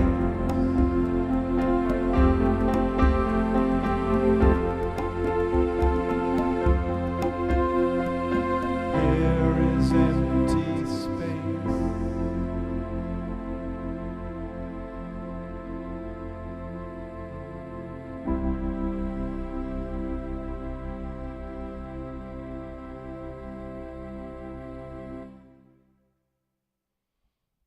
I love that song. As all give Omashar twinkles and appreciation. It was my song to you, Piper. I love you, sweetheart. We are with you on the inside and the outside. I love you too, Omashar. That song really, really touched me. Thank you, Scott. I feel like I'm constantly crying on this show, but that was so beautiful. Tatiana, both of you. And wow, just having a moment to listen to the depth of wisdom from John that just spoke volumes of healing inside of my temple. And I'm so grateful. But that song, Omashar, just right down to the cells. Thank you, my love. Thank you. God bless you. Bless you. Beautiful. Thank you. Ah, what a beautiful Gold Peace Tribe we're all blessed to be a part of. And I'm going to turn over to Tangela to introduce two very special guests. Yes, definitely. And so, of course, maximum grace, blessings, and infinite healing to Piper. Sending you so much love. And thank you both, Omashar and Tatiana, for beautiful songs. Really so touching and heart opening. We're so blessed here. And we are blessed to be joined by a wonderful couple and dynamic duo, AJ and Tom, speaking from source. They share divine intelligence by channeling the guides, and they are simultaneous dual channels that channel a collective of high frequency spiritual beings from multiple planes and dimensions, including ascended masters, galactic star family, angelic beings, and many. So with great love, humor, and wisdom, the guides help individuals and groups better understand the events and circumstances of their lives from a universal perspective and really support individuals to align with universal truth and find the abundance and joy that is their birthright. So welcome, AJ and Tom. I'm so excited and happy to have you with us. You always share so much love and joy. And for all of you, I did mention it earlier, and I'll mention it again later, but AJ and Tom have a fantastic show on Soul Search TV, Infinite Pathway, so you can continue to really dive in and receive their transmissions there as well. So welcome, guys. So happy you could join us. Oh, what a great night. We're delighted to be here. Absolutely. So thrilled. Wonderful. And so tell us a little bit about what you're going to be sharing tonight. Well, we're going to be bringing in the wisdom of the guides and answering your questions as well. And it's a very interesting time right now. The guides have had a lot to say because we are opening to our own wisdom.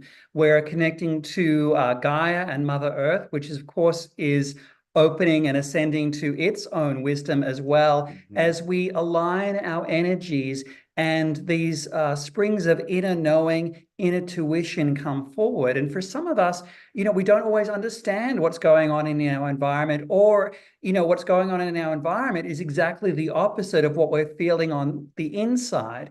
And so we love the opportunity to bring through the guides because they see from the perspective of source, from the perspective of who you are, lifetime over lifetime, your eternal soul's trajectory. And they're able to explain your current situations, how everything serves you. Everything serves you, although it may not seem like it at the time. How to see yourself, how to see others, and how to develop a deeper relationship with your guides. So that's one of the things that I think has been most exciting that we've learned from the guides. And we sit at the front of the classroom. I have to tell you, we try to apply everything that we learn because it's so incredible. But one of those things the guides often say, and we've learned not to watch the news as much, but after watching just a little bit of news, you kind of go to the guides and go, what is going on? We are about to blow. What is the matter? And they always say all is well. And they say all is well. And it took us a while to figure out what they meant. And what they meant by that is you are adored. We are all adored. And we are an awakening world. That's why we love the name of this podcast. And we love this podcast, the people in it. But we really love the name of this because from the guide's perspective, we are watching a world come awake. And what's interesting is the guides have talked to us about what that actually means. What does it mean to awaken? Because of course these terms become a bit cliche. And what they mean by this is two things. We become awake to ourselves. we become to really know who we are from Source's perspective, which can be very different than our own. We tend to focus on our foibles, on our faults, on the mistakes, on the things we do wrong. And Source never focuses on that. Source is always interested in what we've learned and where we've grown as a result of any of our circumstances or any of our experiences. And then the other part of that is really becoming awake to all of the power and potential of the universe.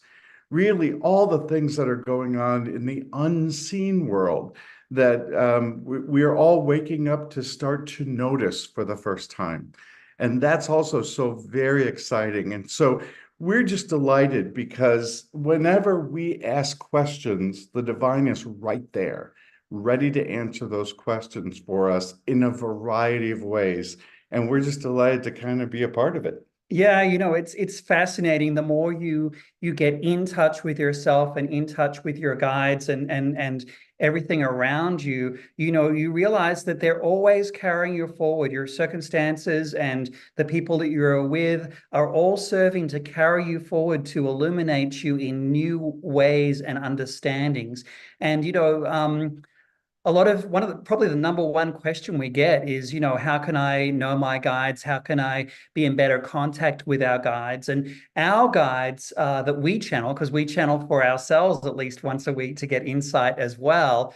They say we're with you, and we're with you with every intake and every outtake of breath.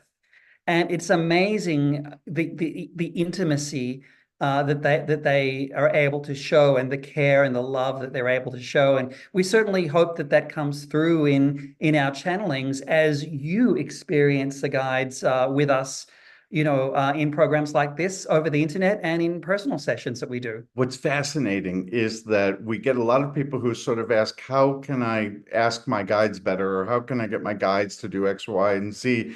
And our guides often say to folks, your guides are never going to drive the car. That's your job. But they'll always be in the seat next to you cheering you on. Even as you go off the ramp to the wrong direction, they're still going to be like, oh, good, we have a new opportunity to learn something. We have a new opportunity to grow. And boy, is that different than the way we tend to always see things. So. Yeah. And so, it gets back to that idea that your intentions matter, right? Mm.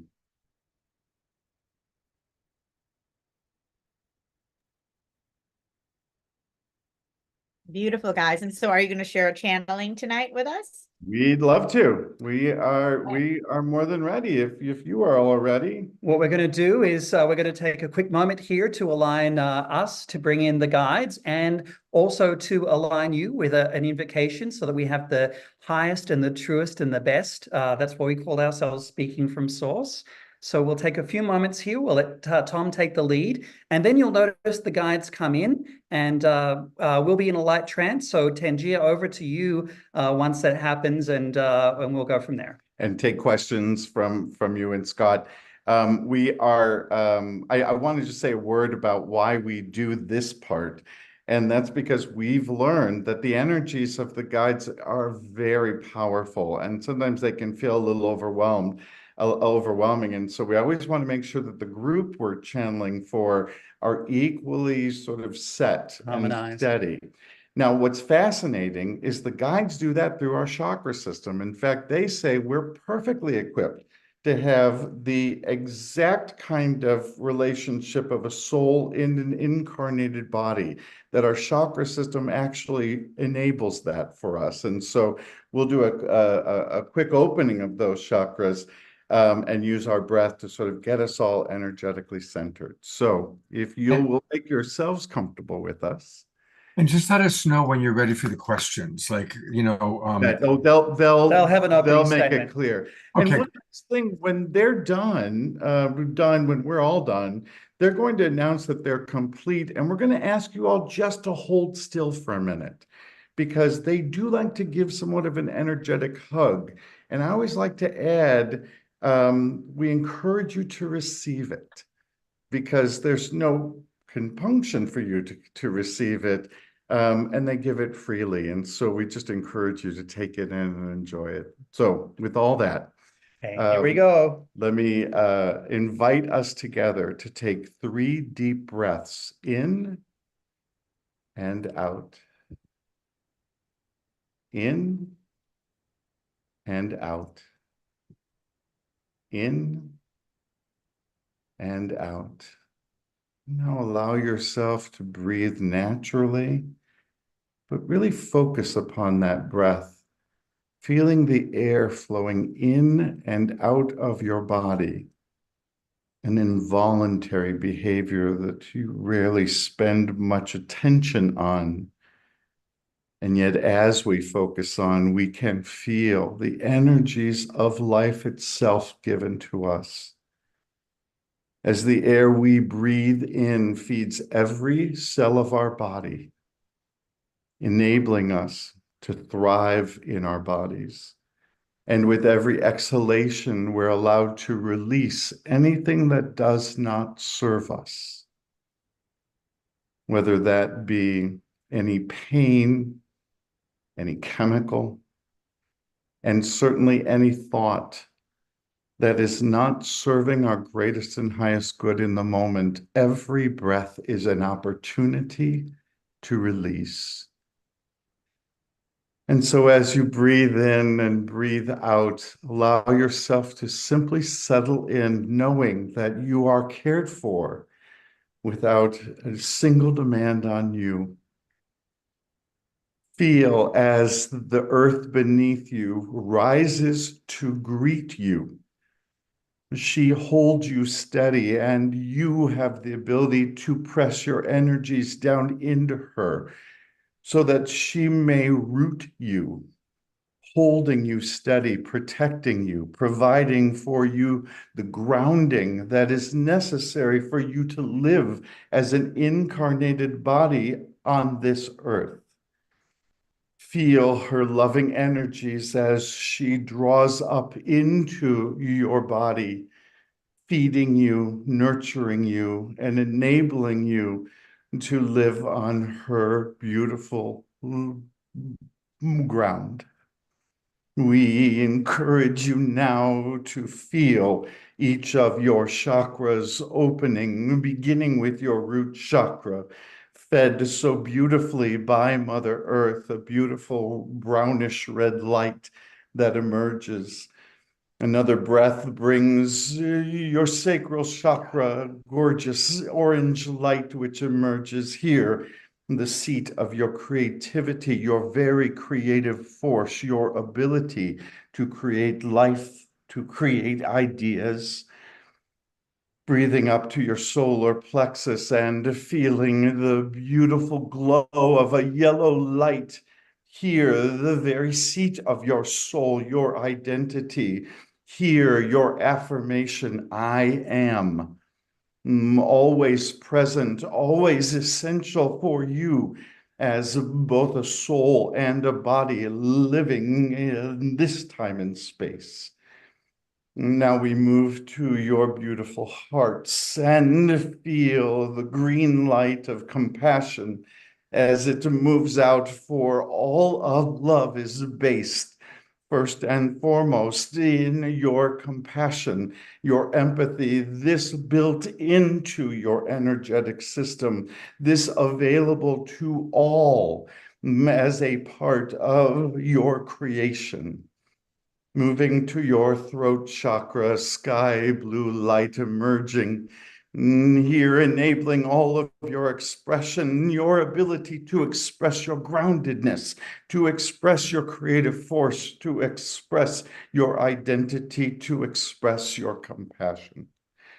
And we move then to your third eye. And here, as we allow your crown to open and the divine light to begin to move in, your third eye opens up into the unseen world. Here, your built-in window to the etheric realm, which is always available to you. This is where we live. This is where Source itself lives, and the window opens for you to see beyond this time and space. Here, Thomas and AJ reach out and invite in the beautiful guides, those of the highest and strongest frequencies, those whose intention is for the highest and greatest good of all those who are listening. We invite you around this etheric table. We implore you to enable AJ and I to interpret your downloads clearly and completely, so that they may benefit all who are listening. We are so grateful for your presence. Beautiful ones. We are delighted to be able to share this moment in time with you, and we congratulate you, for we see your beautiful light, your beautiful souls, and we celebrate you at this time of awakening to the I am presence of who you are. And we come to you today specifically to remind you of the many qualities and the many abilities which you hold within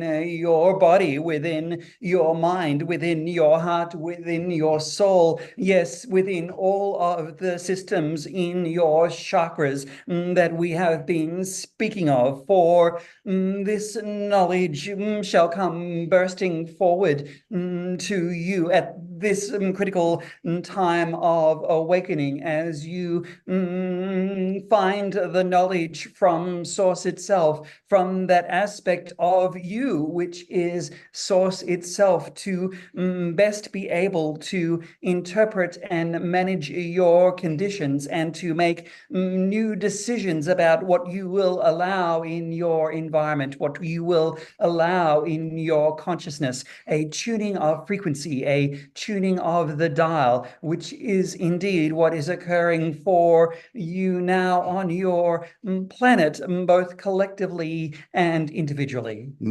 How we revel in these evenings, how we revel in this energy that we can feel from you, the potential that is there, that is seen, that is realized. We love this word, realized, for this is what you are after in this lifetime and in all lifetimes. The journey that you are on, lifetime after lifetime, is a realization of Source as well as yourself. And we wish to take just a moment now and to say to you, imagine with us a world in which this is the reality. This is the realization at all times. For that is more than possible. This is where you are ascending toward.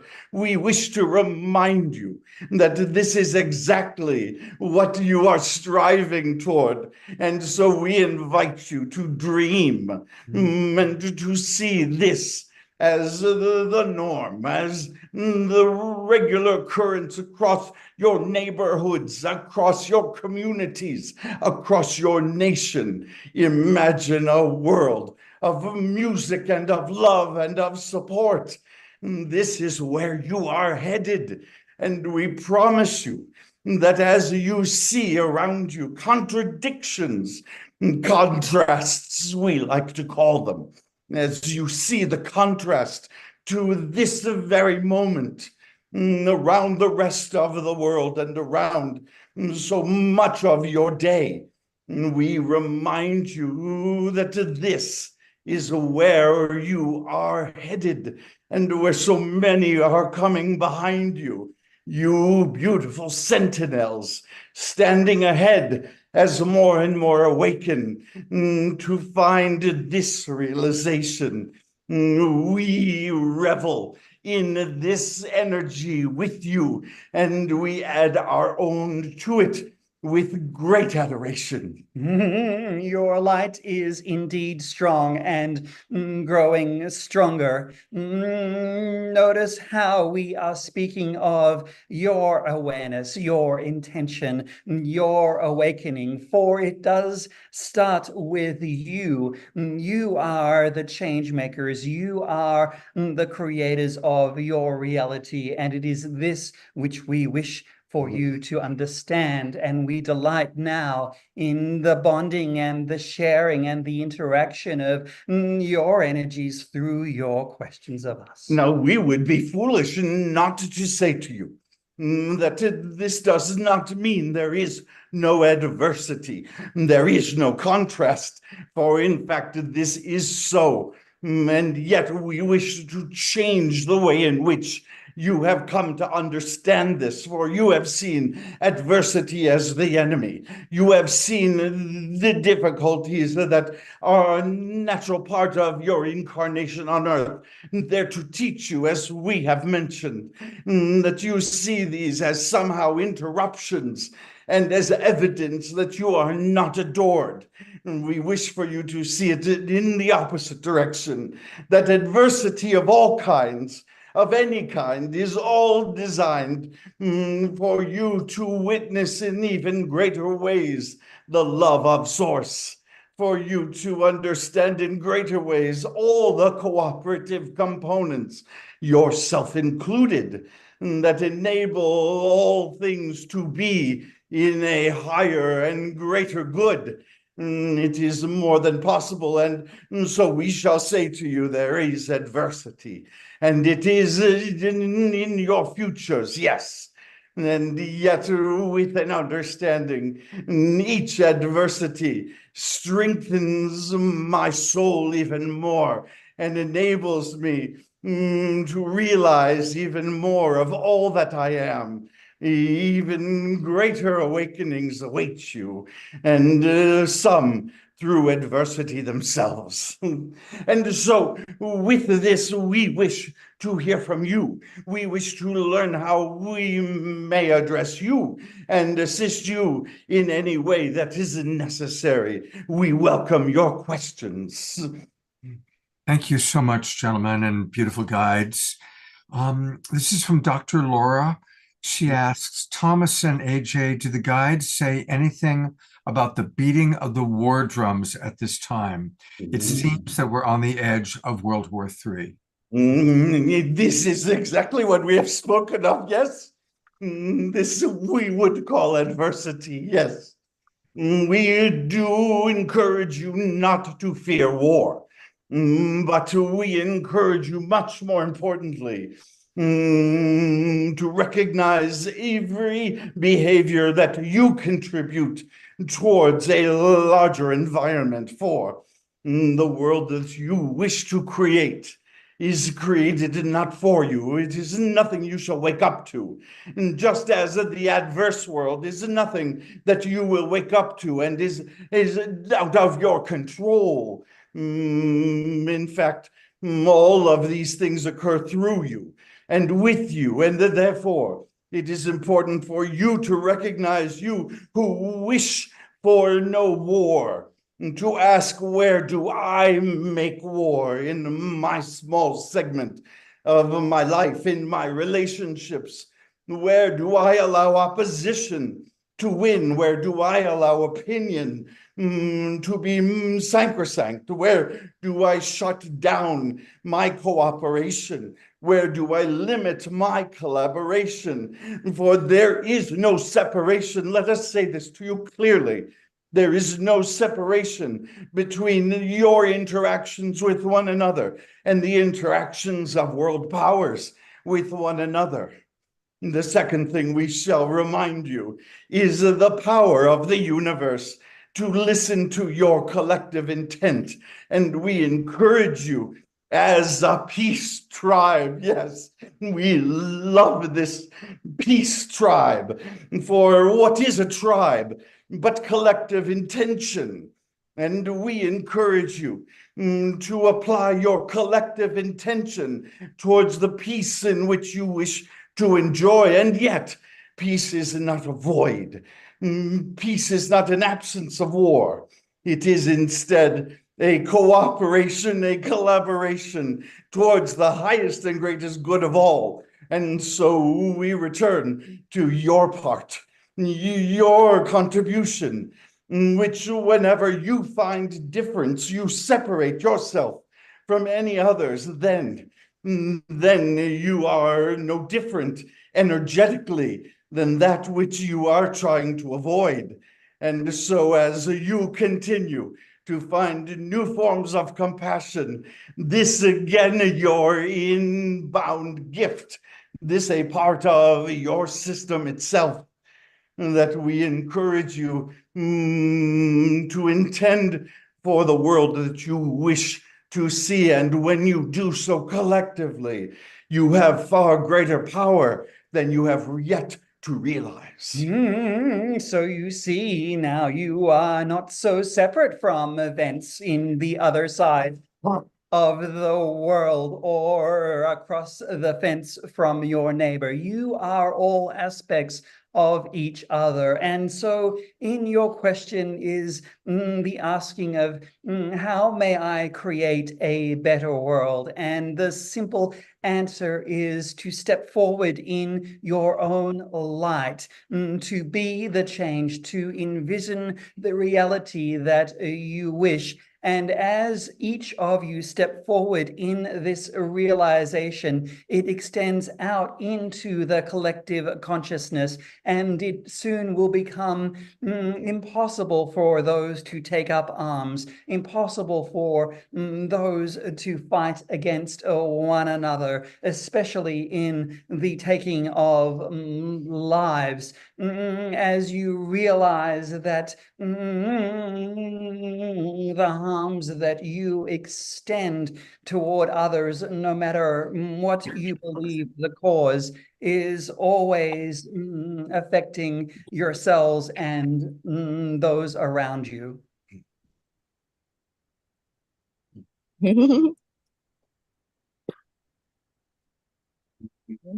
Here's a question from Piper. Are these challenges of grief, trauma, and illness here to encourage the evolution of my wisdom, authenticity, and spiritual awakening? And if so, once awakened to the truth of their purpose, can we release these more difficult life lessons to complete our destiny and our purpose of the earth? In the earth. Yes, dear one. Yet let us clarify for you a few important elements here. One being that you are again on an eternal trajectory. And this means that there are things for you to learn here in this lifetime, and things for you to learn and apply in future lifetimes, for there is no end. There is only more and more and more for you to grow and to learn. And so we encourage you to embrace that which is your circumstance at the moment. Of course, your power of intention is strong as well. And yet, most importantly, is your recognition of what any illness or circumstance means for you. For it does not mean that there is harm or wrong. It means instead that there are opportunities for you, your soul at a very specific level, able to learn and wishing to learn from all of its experiences and all that is given.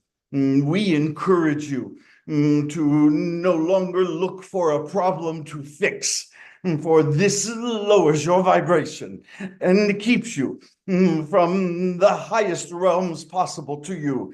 That instead you, as odd as it shall sound to you, embrace what is there, knowing that you are loved, that you are adored, that you are cared for, that you are going to receive all that is necessary for your highest and greatest good. And yet, many humans have already decided in their own minds what is their highest and greatest good.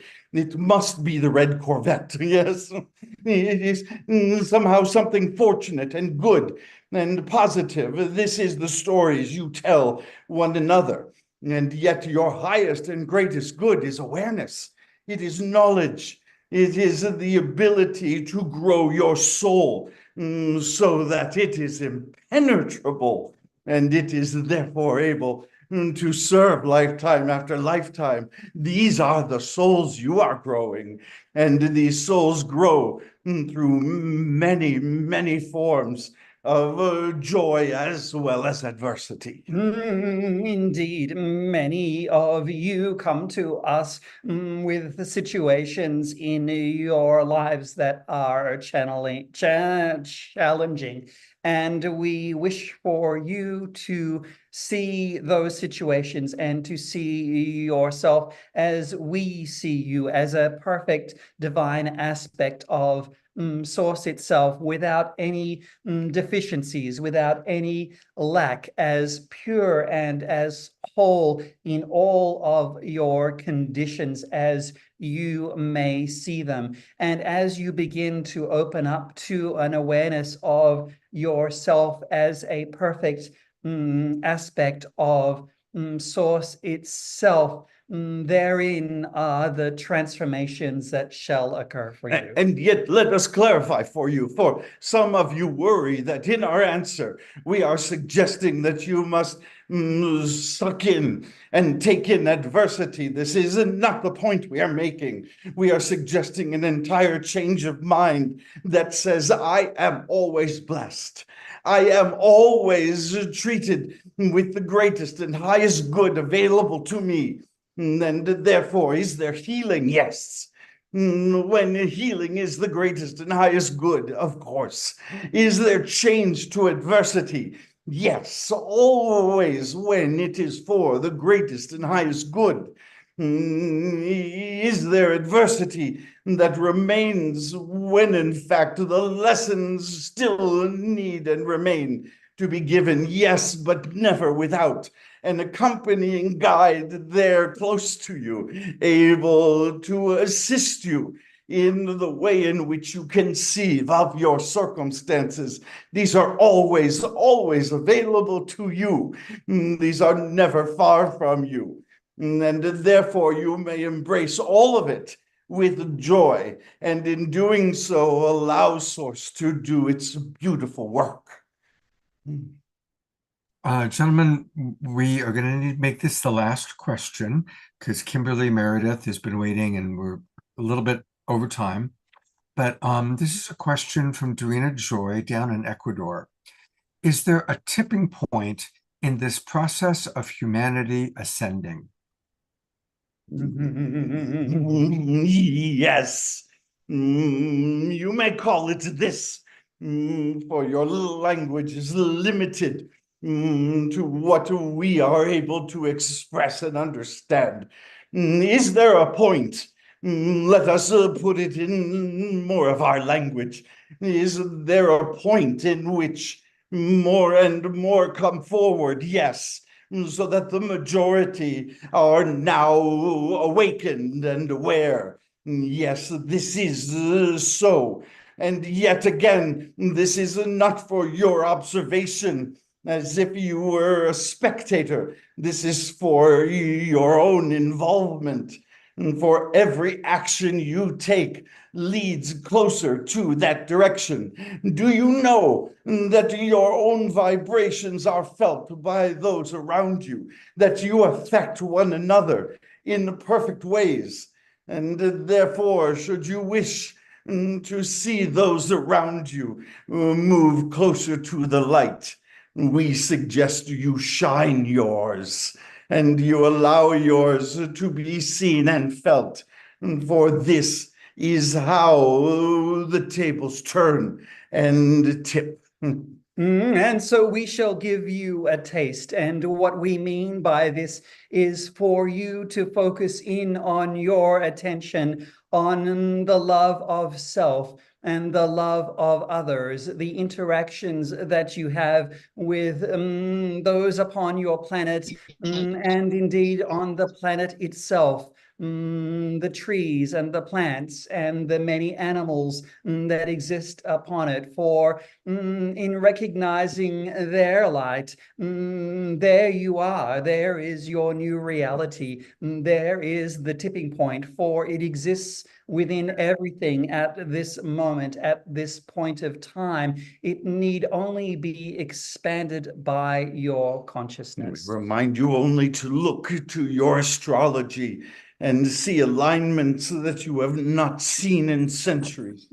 We ask you only to look at the energies of the sun that are bombarding your planet with source. And with all this, we encourage you to recognize that all is well, and all is well on its way.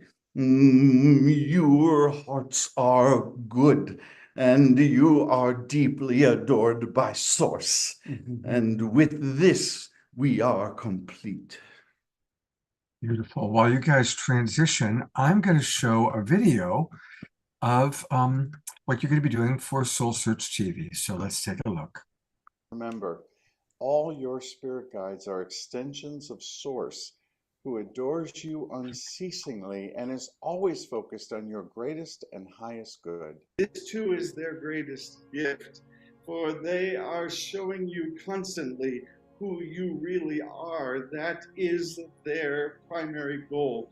For when their light and your light both shine brightly, the entire universe begins to fill with light.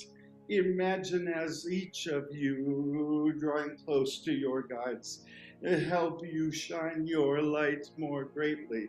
This is why they exist, for you live in a universe of light. Good news. Beautiful, beautiful, Good beautiful. news. You live in a universe of light.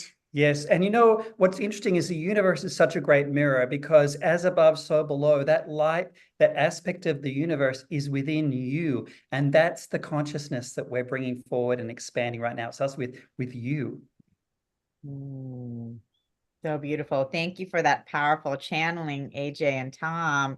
A lot of comments coming in from everyone, really feeling the energies and really resonating with everything that you were sharing. Ayada saying, awesome. This is the best channeling I've seen AJ and Thomas do. I've been feeling similar things for some time.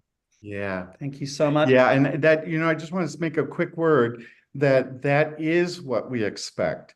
That there's, one of the things the guides told us instantly is there's no, special license for this. We're all getting downloaded messages, and note how consistent they are. That gives me great hope. And we'd encourage everyone to go over to our website, speakingfromsource.com. And our free gift to you is when you sign up, add your email to our Wisdom Wednesday list at the bottom of our website, click submit, and every Wednesday you'll get inspirational messages from the guides, just like what we shared with you today. So we'd love you to be a part of that. It's something free you can do for yourself. There's no advertising or anything like that with this. And there you'll also see that you can book our services as well if you'd like a one-on-one event with us, or you can see our upcoming events. We've got an in-person event coming up this Wednesday in Phoenix, where you can hear the guides channel live if you happen to be in town as well. Beautiful. Gentlemen, thank And you definitely check out their show on Soul Search TV. Definitely, we've got 12 wonderful episodes for people to journey through. Soul Search TV is where it's at, everybody. And again, there's Soul Search TV channel. There's also the Enlightenment Show with Tangela. I want to make sure everybody knows about that. And again, if you go to soulsearch.tv, that's where you can learn all about the different shows, including AJ and Thomas. And also, on Soul Search, we talked about it before, but I want to remind everybody that that's where you can find all these amazing guides. So, for example, if you go to this link, here's where you'll see AJ and Thomas on Soul Search, because Soul Search is the place that has all these amazing, wonderful guides. So There's SoulSearch.io, where you kind of find the different channels and psychics. There's SoulSearch.tv, where you find the ones that have their actual television shows, and they're kind of the more significant members of the SoulSearch family. Guys, love you so much. You know, I don't know if I've told you this story before, but we had our anniversary show a couple months ago, celebrating 4 years. And I spontaneously asked Omashar, you know, of all the guides, all the, or not guides, but all the presenters we've had on the show, who stands out for you? I'm thinking he's going to say Marianne Williamson or Deepak Chopra. He said AJ and Thomas. Wow.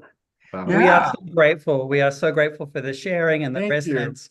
And it really is about community. You know, we're really aligning and coming together in such beautiful ways. And I just love the work that Omashar is doing with his music that he's creating, that we all move to. It's important to move. And I love the work that, of course, Scott and Tangela are doing with their communities, both in person and online as well. Well, and I got to tell you, whenever we tell the guides we're going back on the awakening world, they get very excited. Yeah. And I think they expressed today why. Yeah. Because this is a microcosm of the world we're creating. Yeah. And it's so exciting to be in it And to your be a part audience, of it. your audience gets it. And we love that. We love that sharing.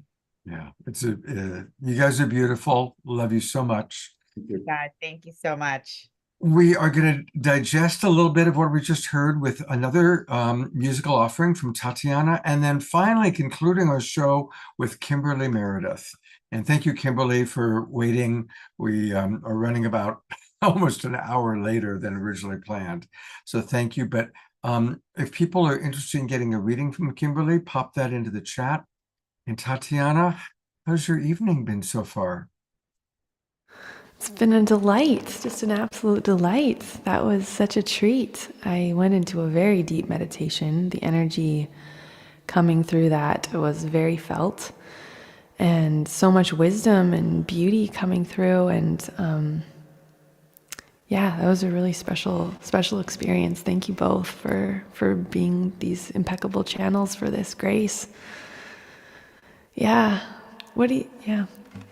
My mom actually channels. So my whole life, I've grown up being able to ask my mom anything, being like, I want to talk to this celestial being now. What do they say about this? And I want to talk to this being now. And she's always, so it's really sweet. I'm not personally connected to spirit in that way, but I've been around it a lot. And it's but we beautiful. see that in your music, and I'm sure everyone does too. As you were singing earlier, we felt your guides close as they were working through you and working through the beautiful instrument that you're expressing through your voice and your heart. Yeah, I'm not sure channeling really is the right word for any of it, but it comes across in so many ways. We speak for source in so many ways. Absolutely. We feel it in your music. Yep. Oh, that's so sweet. Yeah, I really, that took me into such a deep, I mean, I honestly wasn't even able to like stick with exactly the content of what you're saying, because it almost just took me into a whole, I didn't fall asleep, but I felt like I was in a different state of consciousness, kind of. So no, we actually, when we work with clients, always record and transcribe, because we tell them you'll get a lot more of it after. Right now, just take in the energy. Yeah. And then okay, you'll find the words. So yeah. good to know. Okay, that's definitely what was happening over here. Yeah. Scott, what do you think? Should I sing? I have like a few different options, so I'm not sure which way to go right now. I could sing a lullaby. I could. Well, yeah, do one of your lullabies, because I really want people to get a taste of that. And we're about to go into Kimberly Meredith, who does beautiful healing work. So that's perfect. a nice transition into Kimberly. Okay, cool. Okay, I'm just gonna put it on gallery mode here. There we go, so you can see our beautiful faces. So this song is called Give It Over. And it's really a somatic invitation to drop into your body, to feel safe on the earth. Because for me, it feels like, at least my journey was a lot of spiritual awareness and awakening, but not coming into my body, coming into an embodied experience of actually bringing that light, love into my physical life, into my relationships, into my work, until I started to feel safe here, until I started to help my body feel safe on the planet. So this song is really an invitation for that. So I invite you just to really feel comfortable and cozy, nestled in your little homes, and just notice that in this moment, we're so safe, we're together, we're connected. All is well, as our guides were sharing, all is well. And just let your body get that message, that information that you are safe right now.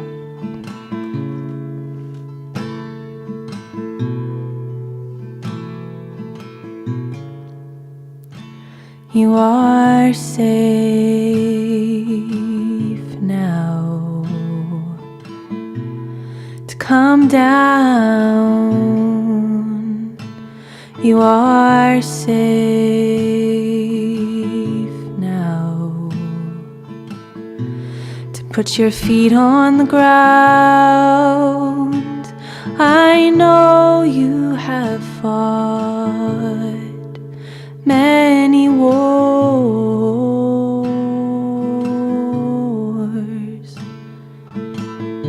but you can rest now like never before.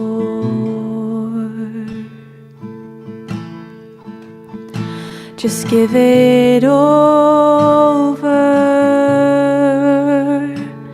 give it over now, all that you carry.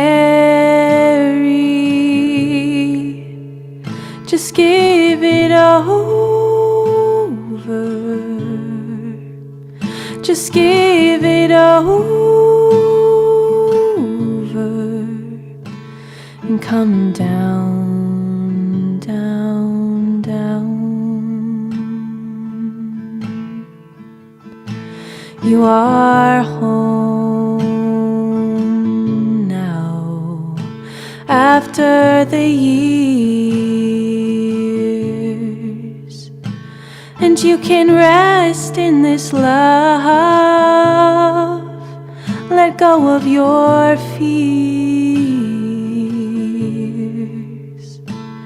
I know you've wondered sometimes if you would survive.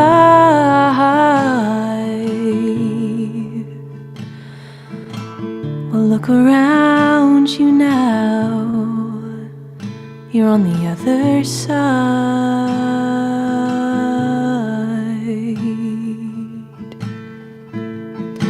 Just give it over.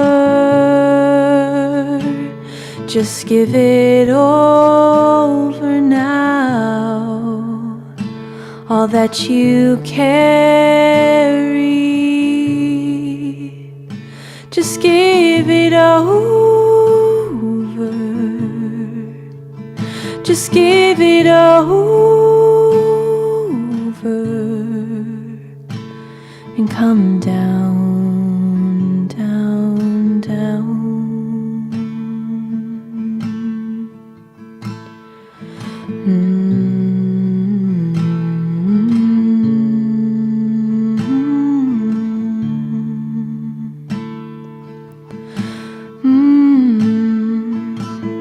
Come down to the ground and into my arms. I will hold you so safe and warm. Come down to the ground and into my heart, and just give it over, give it over, just give it over, just give it over, all that you carry, and come down, down, down. Come down, down, down. Come down into to this love, this connection, this safety that's here, shared between all of us here on this call, the healing and the love and the community that's right here, right now. Just let that soak into your being. The depth of safety and wellness and love in our awakening world.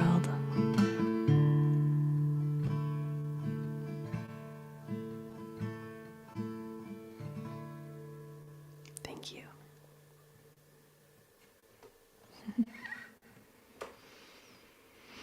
Go to gallery view and just send her so much love and appreciation. What a gift you are, Tatiana. Every time you're on the show and I hear you play, it's like, oh, this woman is just such an angel. And I'm going to read some of the comments that have come in. There's beautiful comments coming in. John Gray writes, heavenly. Susan B writes, awesome, Tatiana. Dr. Laura writes, Tatiana.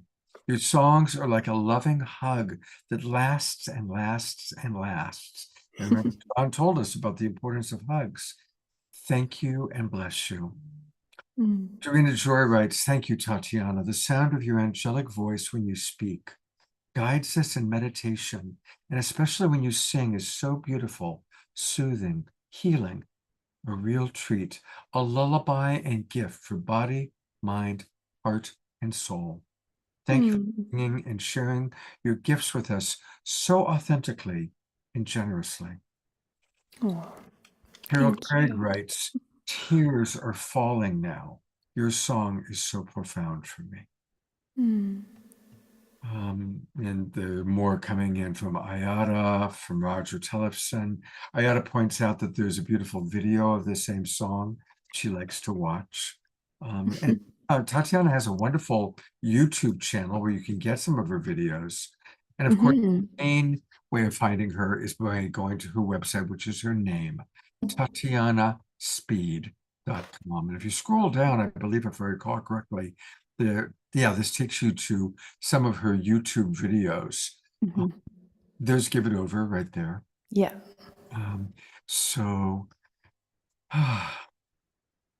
Thank you. Thank you. Thank you, loves. I'm going to Tangela.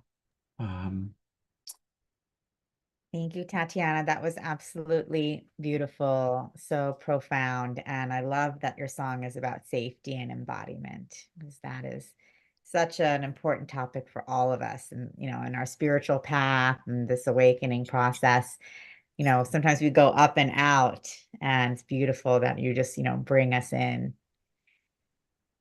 Powerful. Thank you. I've noticed that as someone who's been in this movement for my whole life, it's true. 20, 30 years ago, everybody wanted to leave their body. They were taking drugs and doing meditation to leave their body. And now most of the teachers on this show are about, no, it's about fully coming into our body, even using meditation, like John points out, to fully come into our body. It's not about escaping. It's about being fully present, because the body temple is such a gift. It's such an amazing gift to be able to eat a peach and listen to Tatiana music. And we're so blessed. I would like to add, Tatiana, someone writes, interesting, hearing you, Tatiana, reveals to me how unsafe I have felt for such a long time. I wanted the men listening to know that this is our role as men, to create this safety for women. This is very, very important. You can feel the value that she puts on this feeling of safety, the importance of feeling that. Men need to feel safe, but that's not our major need. Our need is to find someone we can provide. And keep that in mind whenever you feel a little angry or irritable. That's not safe. Settle it down. Always provide a calm, centered, empathetic approach the best you can. But you just beautifully express that feminine need that needs safety. And men, we have a job to do. Just want to put that in. Right on, Sean. Thank you so much for that. You're absolutely right. Absolutely right.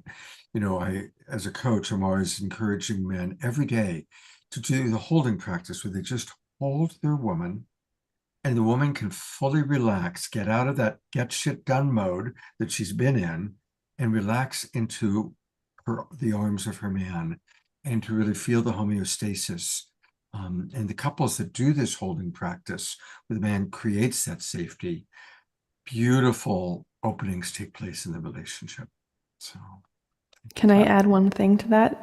yeah. Just to say that as someone who I'm just finally in a relationship where I feel safe, and it is changing my actual life. Like that my partner is so safe and provides exactly what you're talking about, John. And I've been doing somatic work for years and years and years, but that sense of safety that he brings me it's allowing my body to relax on the planet in a totally new way. So yeah, just to validate what you're saying. Yeah, and here's a biohack for everybody. I know we've gone late, so I'll try to keep it short. But it used to be in my books, and I still say, man, if you're angry, make sure to just politely say, look, I need to think about this, and we'll talk later. So it doesn't continue talking, which aggravates. However, instead, now what I do is I say, okay, I just need to think about this. Let's not talk. Let's sit side by side and let me hold your hand and let the bodies talk to each other. Because the body is where the safety is. Because this is the person you love more than anybody. And sometimes the mind gets in the way, but just let the bodies connect. So silently sit with hands together and eventually arm around each other. Just want to add that's a lovely hack. Absolutely. Thank you so much, John. Thanks for staying with us. I always so appreciate when we have a celebrity of your stature and you stay on for the whole show. That really there's a humility there and a being connected, and it's just I respect that very, very much. Thank you. Thank you. I think I'm loving it like everybody else. Thank you. Great. Thank you. Well, Tangela, our beloved Kimberly Meredith has been very patient, and she is also an amazing luminary. So I'm going to let you go ahead and introduce her. Yes, definitely. I know Kimberly's had a busy day today with events as well. So Kimberly, thank you so much for being so generous and kind and patient. And just to introduce everyone, I know you're a favorite here with the Global Peace Tribe. Kimberly Meredith is a contemporary world-renowned celebrity, medical intuitive, medium, healer, speaker, and best-selling author of Awakening to the Fifth Dimension. With her remarkable abilities, Kimberly has helped thousands of people and animals from around the world to improve from all manner of medical and emotional conditions by calming in the divine and Christ consciousness. Kimberly also connects with those who have crossed over to bring messages to the living from the other side. So welcome, Kimberly. Thank you so much. You always share your beautiful Christ consciousness energy and inspirational and healing messages for everyone. Thank you for your patience. Welcome, and just want you to share with everyone, what is coming through for you at this time. I think thank you for having me here, everybody. It's been amazing. It's an honor to be here today with such beautiful human beings and souls, and sitting here and learning everything from everybody. It's amazing. I think if I share, it's going to be the same thing everybody else has said. My book's called The Awakening to the Fifth Dimension, Discovering the Soul's Path to Healing. The book, I'm first-time author, became a bestseller. It's by Hay House, St. Martin's, the audio's Penguin, Random House. I'm just going to say that living in a third dimensional frequency, those relationships are meant to break. And fifth dimensional relationships are meant to have that intimacy, the love. I call it the holy relationship. Like the beautiful Sean said, build that friendship, build that love, build that intimacy. People, even, the younger generation, want to dive in and get to that sex right away. And it's really a time to get to know your partner, get to know each other, be friends, And this is not just having a relationship. This is any relationship. This is being in work relationships, friendship relationships. It's a time to get to know your brothers and sisters and and support your brothers and sisters and honor your brothers and sisters and trust. And that's the fifth dimension. I talked a lot about my near-death experience in the book. I also talk about my childhood, which was really difficult growing up. And I also talk about miracles. We all deserve a miracle. We all deserve to have the life we're meant to have. And whatever you want to have, the magic is real. And these dimensions are something that I didn't come up with. They've been here way before I came along. I'm just a channel, and I'm channeling these dimensional frequencies, and I'm a healer. And you can do it too. So I'm going to read a couple channeled messages from the book, and then I'll do a reading. Okay, here's one of them that I channeled. We rub our hands together and activate our palms and put it over any chakra. I do meditation about 3 times a day, and I do prayer throughout the day. And I like to do my heart chakra, but whatever chakra that you want to place your hand on, go ahead and do that. And I'm going to read one of the channeled prayers in my book, affirmation prayers. The one the guides picked is called the Fifth Dimensional Prayer of Gratitude.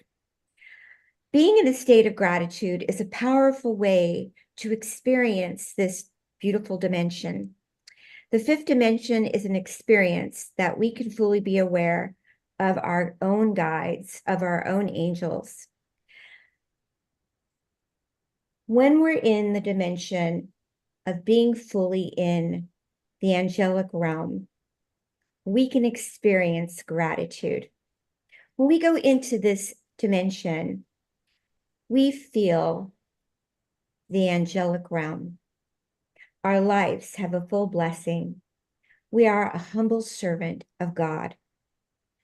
We experience love. Thank you for guiding me. Thank you for having the humility of being guided. Give me the attitude of a thankful daily gratitude. I know that I love being in the truth, and the truth dwells in the thankful heart. I know that by giving without wanting anything in return brings life to its fullest and has a universal effect on ascension. I live in trust. I live in the present moment. And by living in this moment, I can have peace inside. Namaste. Activating your hands again and placing it on your root chakra and taking a deep breath, inhale and exhale. Thank you, God, for your presence within us, within this room. Bless you for giving me my life. Bless you for giving me the overflowing flow of love. Bless you for the nourishment and the warmth that you have given me in my life, for the miracle that harvests the sacred love, for the energy that you have given me in this time and space. Thank you for the divine, holy, loving energy through my thoughts, through my mind, and through my spirit. Thank you, God. Thank you, angels. Thank you. I am not afraid.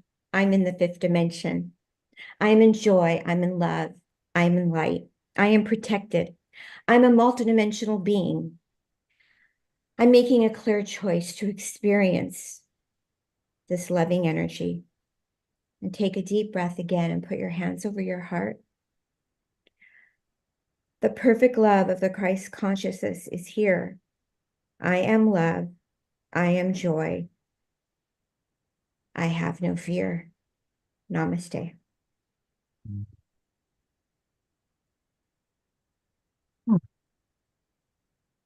Thank you so much, Kimberly. Thank you. And just put your hands all around your body, and at the bottom of your feet, tie a beautiful bow of protection. So at that, I'm going to just make it very simple, and I'm just going to go through the gallery and do a few readings. So it's always helpful. People, we're going to go to gallery view. And if you're interested in having a reading or a healing, please either raise your hand physically, or there's a little reaction thing. And if you press where it says raise your hand, we can see that. So we see Pat has raised her hand. I'm already getting a message, Scott, from somebody that has crossed over that's coming through. So what I could do, Scott, if it's okay with you, when I find the person, can you just pin them for me? Please? Absolutely. Absolutely. Thank you. All right. So I am hearing. So how I work is I have on the left side, I hear through my left ear. So after I had my near-death experience, I lost a little bit of the hearing on my left ear. So the spirit team comes through the left side of my ear. So if you see me going to the left, it's not that I'm saying no to you. I'm just hearing them come to the left side of my ear and speak. So I am hearing a man coming through, and it's a soulmate coming through, wanting to speak to someone that maybe a husband that has crossed over that wants to communicate with their loved one. So I don't know if Pat's husband crossed over. No. Okay. So I'm going to go over to. I know that there's a woman named Carol who's a regular, and Carol's husband crossed over recently. I don't know if that's who you're hearing from, but So there is a gentleman that's looking for his soulmate right now. He is coming over. So Carol didn't raise her hand though. Okay. Yeah, but is that the Carol you're talking? Yeah, she's there is a Carol not. Craig who's a regular on our show who comes frequently, and I know her Okay, so husband. I'm gonna go with Terry Russo. Okay. Okay, and we'll see who else this is. Okay, hi Terry. Hi, how are you? I'm really great. I'm happy to be here. There is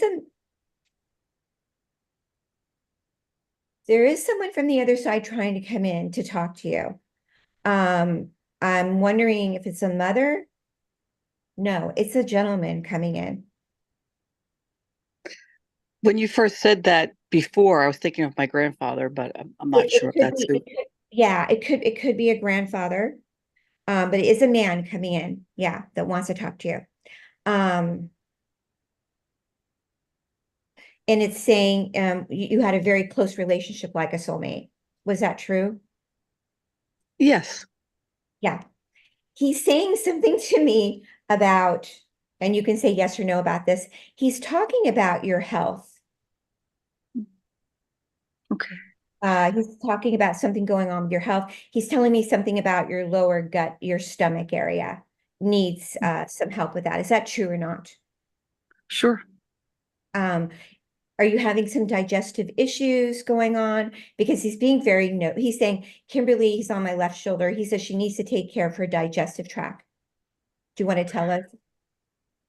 I mean, I've got some things going on with leaky gut that I think a lot of people have, and it might be related to chronic Lyme and post-COVID and Hashimoto's. I'm not sure. Well, you don't have to tell me too much more. He's saying something about that. He's also saying something about some joint issues, like a knee and a hip also. Oh, yeah. Whispering in my ear. He's also talking about finances. Yes. He's saying, I'm with you all the time. I'm trying to help you. Use me as your guide. I'm going to help you with the finances. He's talking about.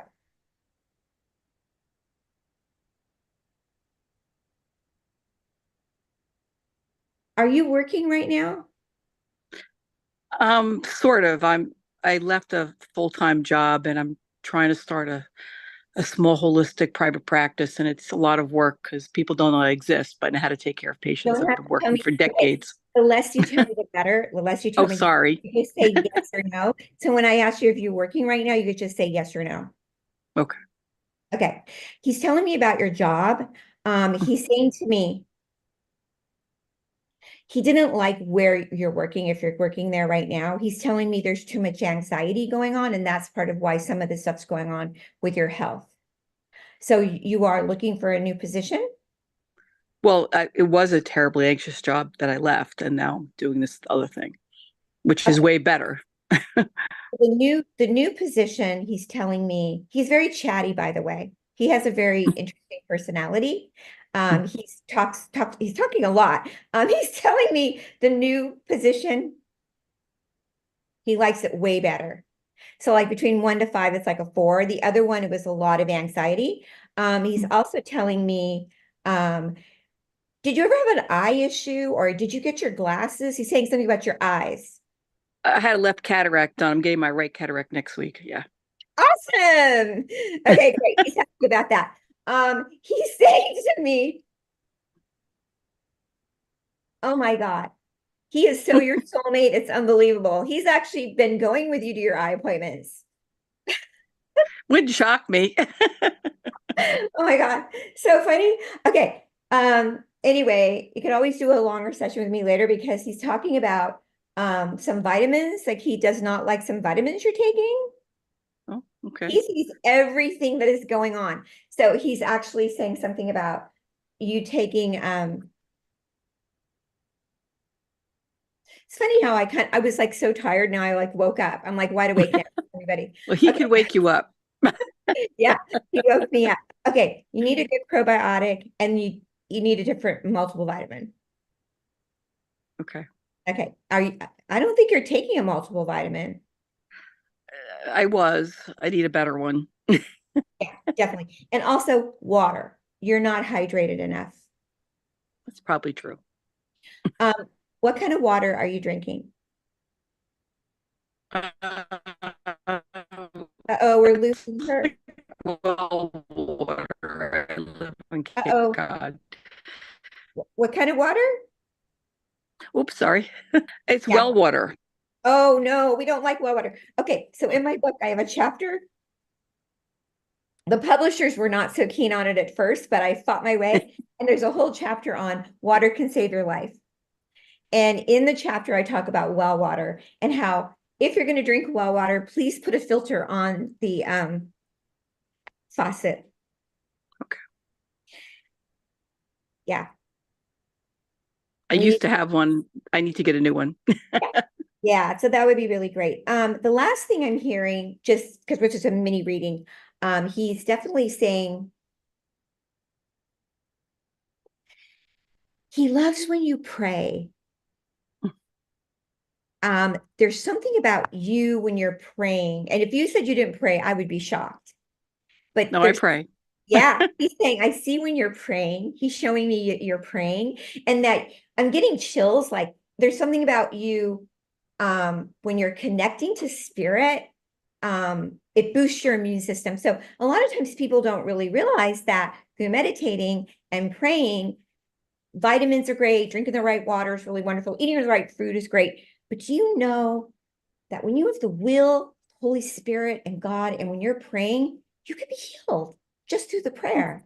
And when you're praying, you're connecting not only to Him, because He's one of your spirit guides, you are being healed. So thank you for letting me do this really short reading for you. And you can always email me. You don't have to pay me. Wait, I don't just say that to everybody, but just to you, I can give you the recommendations for the probiotic and the multiple vitamin that I like. Okay, thank you so much. God bless you. Thank you. Thank you. And I'm glad you're getting your other eye work done, because yeah. So I don't know if we have another time for one more session I can do. Absolutely. And we've got all the time in the world. We gave extra time to John. We can certainly give extra time to you. So well, John is special. There are a few people with their hands up. Piper, Pat, Angela, Bonnie. I was at an event today and I did like 10 or I don't even know how many read. So yeah. Okay. So let me open up and look through the room. Oh my gosh. Okay. So let me see. Oh my God, there's a fire in the middle. Okay, Richard has a fire going. That looks nice. Very sweet. Okay. I can't read the fire, so that's okay. Okay. Just joking. Okay.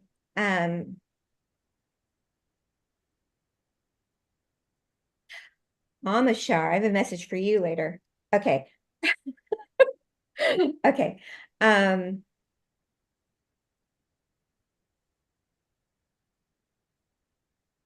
I am getting a message for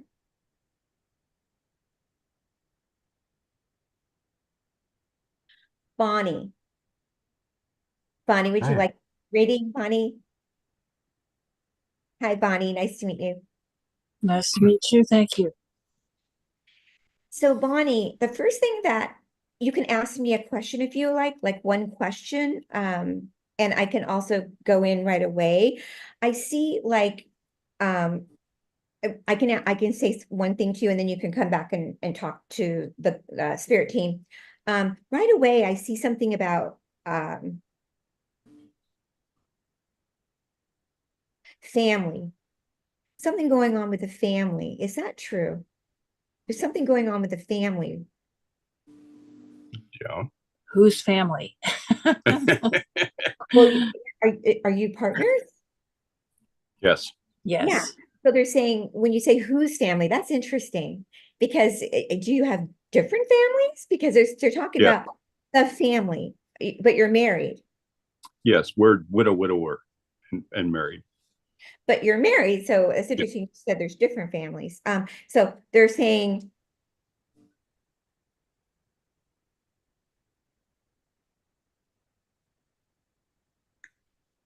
well, your family. So Okay. you're both in the same family, but your family. And your spiritual family. You want to ask me a question about that? Spiritual family. Well, I have a friend who is like a spiritual brother who's going through a really bad time. He's extremely depressed.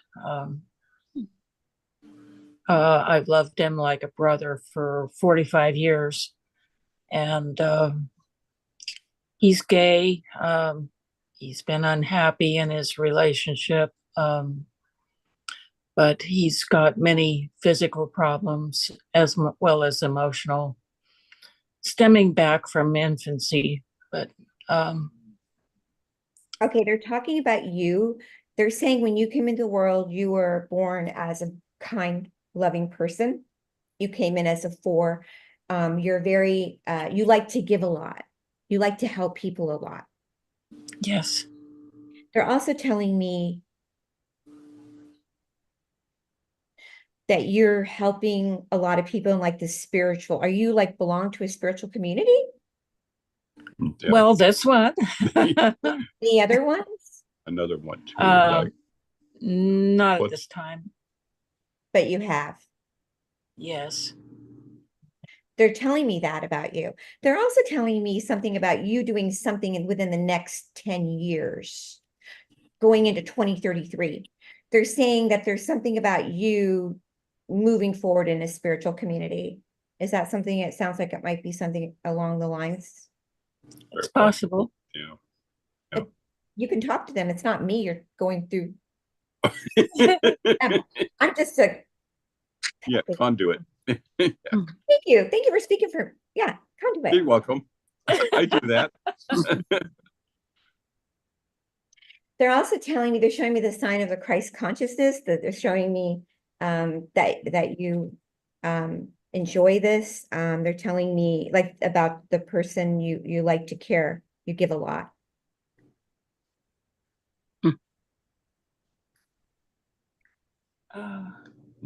I don't know what to say about that other than I give more than I receive very often, but I'm getting better about not allowing myself to be codependent. I have had that tendency in the past. Yeah.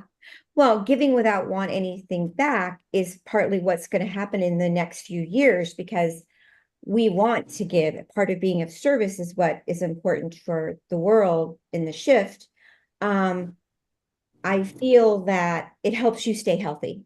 by you giving and helping and serving people helps revitalize your body and keeping you healthy is important. There is some medical issues probably that you know about in your body, right? Right. So they're telling me in my ear, the more that you're giving, you may not see something, or someone may not say thank you, or maybe they're not doing the kind of like return that you may want, but you're actually getting a return from spirit, keeping you happy and invigorating yourself to be healed. So in my accident was pretty bad, hardcore. And how I stay healthy is by doing my work. Your husband, what is your name, sir? Roger. Roger, nice to meet you, Roger. They're saying when you two met, you probably felt like you were family. Yeah. Is that true? Yeah. And they're saying you guys are soulmates. You know how I know that? Yes. How do you know that? When I see people together, I see the infinity sign over each other.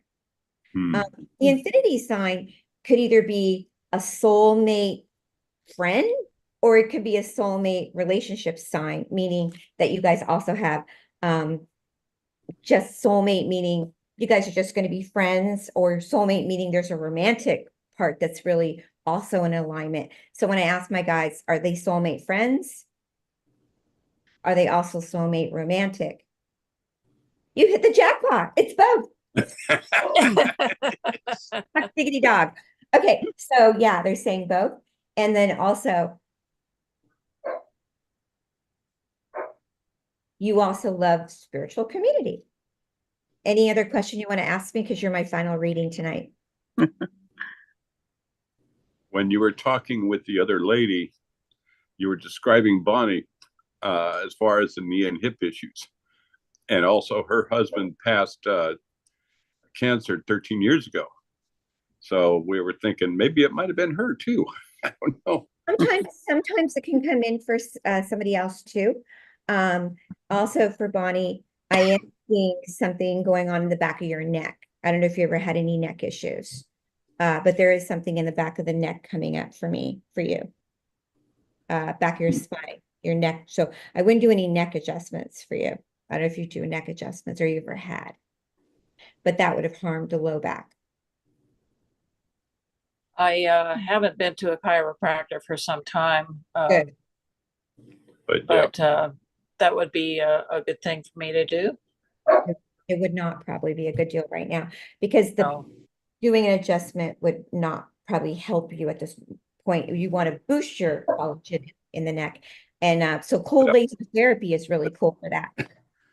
So anyway, I really congratulate you guys. How long have you been married? 7 years. Well, actually, we've been together 7 years. Married 6. Okay. Yeah, the guys are saying that you guys get along great. The guys are telling me there's something about you guys. I did. I was listening. I was about to go to bed, but this woman came on, Kimberly Meredith from Coast to Coast, and she was doing these readings. She actually did one for me. I was shocked. And she did some other ones. So it's the last one. They're going to go off soon. So I just wanted to check it out. Oh, somebody's talking. I'm going to go now with the reading, but they are saying something about happy 11th year anniversary when you do have it. Email me back and say hi. Okay. God bless you. Thank you. Thank you so much. Thank you. Yeah, we met in I missed her happy birthday May 29th in 2016. The rest is history. Online, Facebook. Oh, I don't remember that. Well, that's what happened. And been together since 2000. Oh, you guys met on Facebook. Yeah. Oh, cool. Yes. Okay. We did. Yes. Thank you, Cindy, for chiming in. You're welcome. I keep getting a lot of 11s around you too, the number 11. So Yeah. And also they're saying for your health, I don't want to get too, into certain things, but they are saying to, make sure that you are drinking enough water, Roger, that you do drink good water. And Mountain Valley spring water is one of my favorite water. Yeah. Yeah, I do drink filtered water, and I just started drinking hydrogenated water again. Okay, and watch your blood pressure. Oh yeah, oh definitely. Are you on blood pressure medicine? I'm taking herbal blood pressure. Because they're telling me the blood pressure, I'm hearing them say the blood pressure there's an issue with your blood pressure. Yeah, you're right. Absolutely right on. So they're telling you got to watch that. Okay. All right. Thank you. Thank you so much. God bless you. Thank you so much we love Bonnie and Roger. They came to both of our retreats. They're beloved members of our Global Peace Tribe. So thank you so much. And you two just completed a program and you've got a new one coming up. Please tell our audience about it. Great. So basically, Kimberly and I have an accelerated mentorship program, miracle mentorship program, where we support a small group over. Our last program was 4 weeks. We're actually extending it now to 8 weeks to really manifest miracles in your life. And you might say, wow, well, that is a short period of time. How can that be possible? Well, really anything is possible. And we step into the fifth dimension of unlimited possibilities. And as we come together in that frequency, we're really able to support you and support one another and choosing a goal to focus on and then moving forward towards that. And so Kimberly and I work together to run this program, and it's been an amazing experience, and we'll be doing it again on October. So for those of you who are interested in manifesting miracles with us, definitely connect with us and stay tuned. Kimberly, you want to jump in there? Yeah. Thank you, D'Angela. It was so much fun, and people all finished their goals, and we love it because we send your homework out to you the week. Well, this will be 2 weeks. You get a chance to get your homework done 2 weeks before, and we're very we're very good. I think we're very good mentors. We really guide you through each step. My guides like to help you with your homework. So after you finish your homework, you pick the goal that you want to do. We walk you through step by step, and you turn your homework in before the class. And every one of I've been doing my mentorship program for about 4 years on my own. And then Tangela and I decided to come together and do accelerated program. Our last one was really successful, and everybody accomplished their goal. And some of them were quite big goals, and some of them were tiny. They don't have to be big. And there was a lot of writing, and it was just really cool. And so now we decided to jump in to do the 8-week.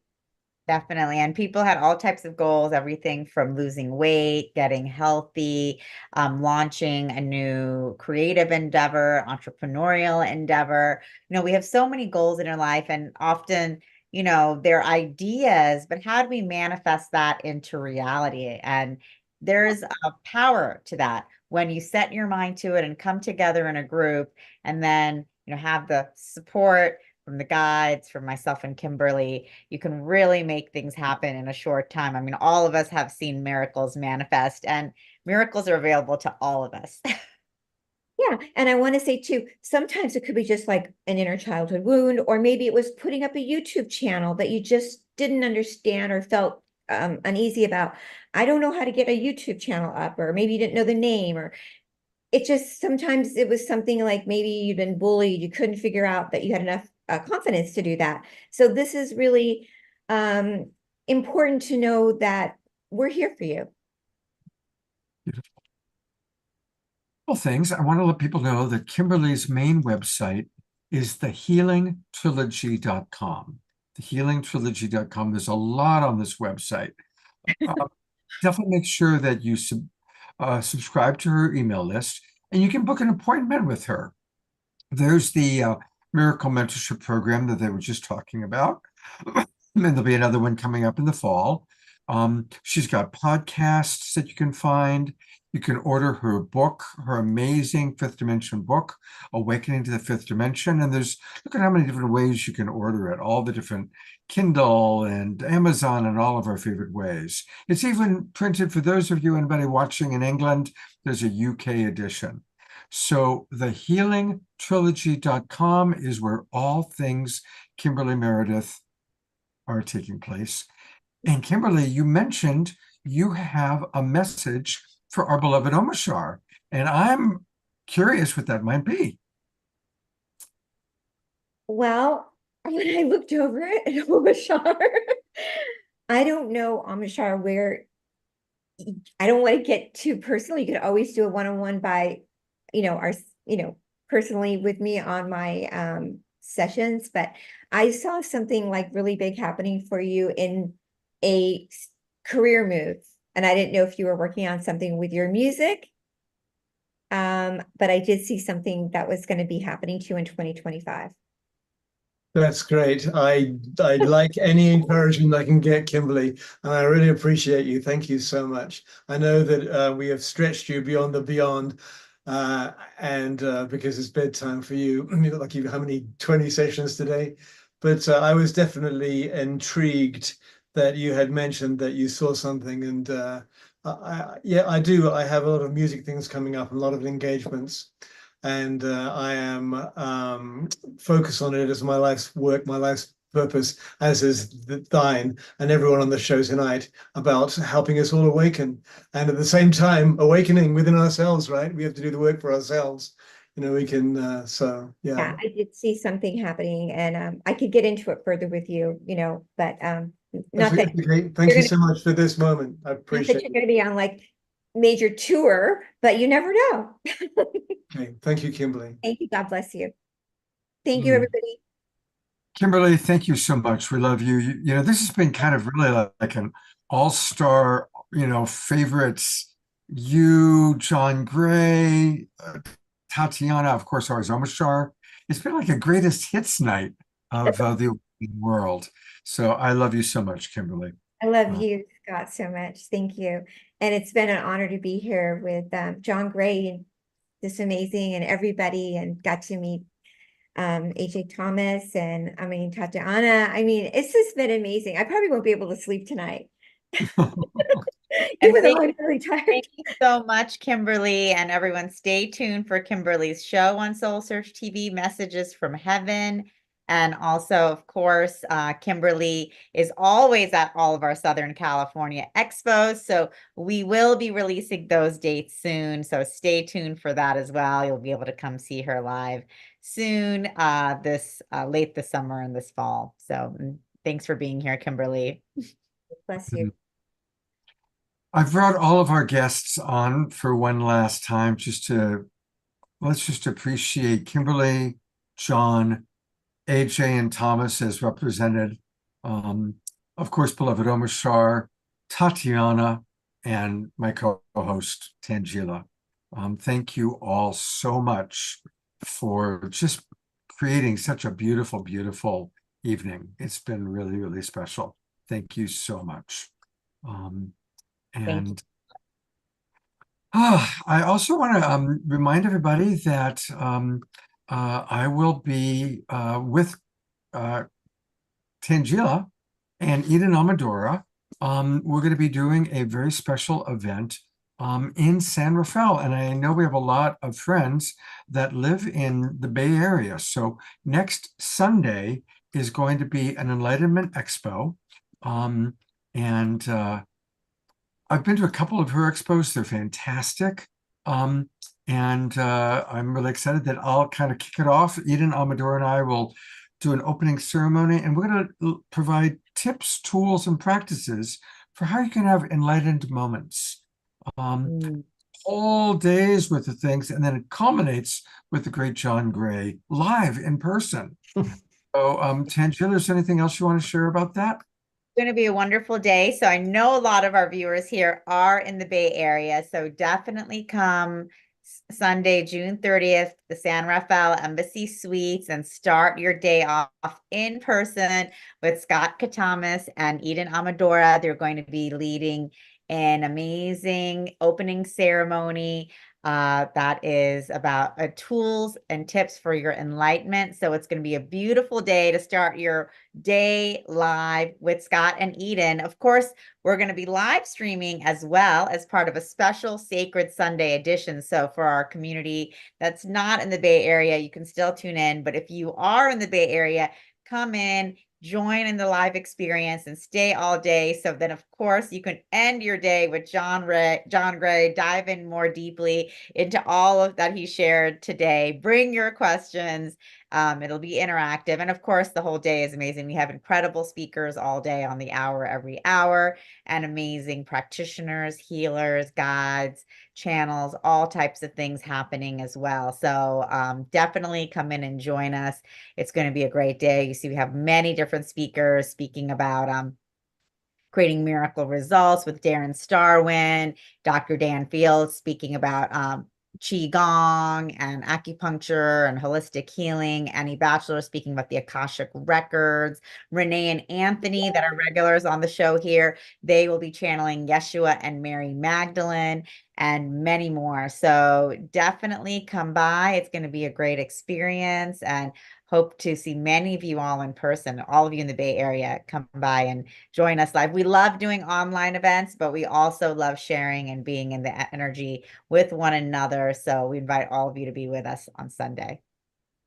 Thank you so much, Tangela. Another fantastic collaboration. We're going to be doing at least one a month for Soul Search because we love all the soul searchers. And I'm looking forward to seeing you and John on Sunday in San Rafael, a week from tomorrow. And a reminder, everybody, put in your calendars a special Sacred Sunday show. For those of you who can't join us live, we're going to live stream it online. I'll send out a special link. Omashar will bless us with some music.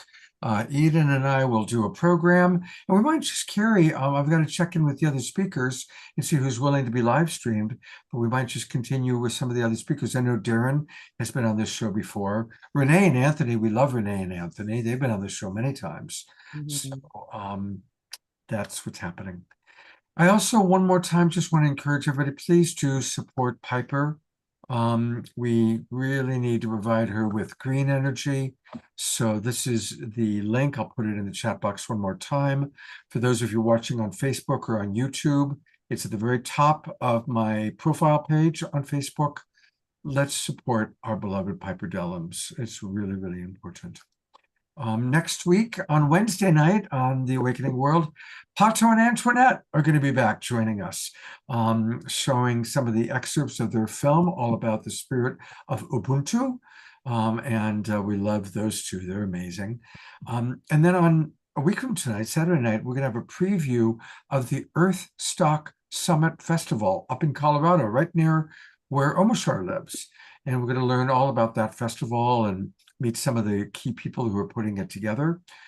So that's what we've got next week. And then, of course, on Sunday, a special edition, the Sacred Sunday Show returns with Tangela, Eden Amadora, Scott, Omashar, and other friends to be named. So wonderful. Thanks so much, Scott. And one more thing I forgot to mention. Sure. Definitely join the Soul Search Facebook community. I put it in the chat. It's Soul Search Spiritual Awakening. Under the groups, because AJ and Tom will be doing a Facebook Live series about their show on Soul Search TV, answering questions. That'll be starting in 2 weeks. And just in the meantime, join the community. We have a really great community, lots of Q&A. We always want to share. So join us and stay connected. And I just learned, Tangela, that while we were talking, you might remember I mentioned Carol Craig earlier. She had an earthquake. She's in Trinidad. And tonight, during the show, there was an earthquake. So maximum grace for Carol and all the people in Trinidad. Hopefully it was just a little trembler releasing steam as opposed to a big one. So maximum grace for Carol. And we are going to conclude, as we so love to do, with a final song from beloved Omashar. And this song, I guess, Carol, love you and be safe. And I was going to make a joke about earthquakes there, but I don't think that's a very good thing to do. So this song is called Out of the Blue, and it's a short song, and you can get up and shake your booty. I thought it would be a good way for us to ground all of this amazing energy that we have received this evening. And I'll put on a little bit of a psychedelic background. And are you ready? We're ready.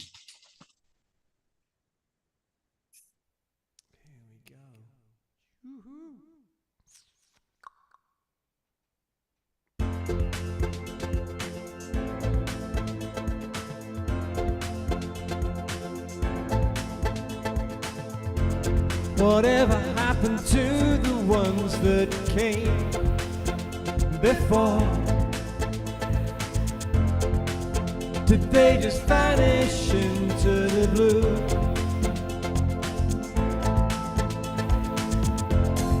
Maybe they're living the dream we know to be true, and reaching their hands back out of the blue.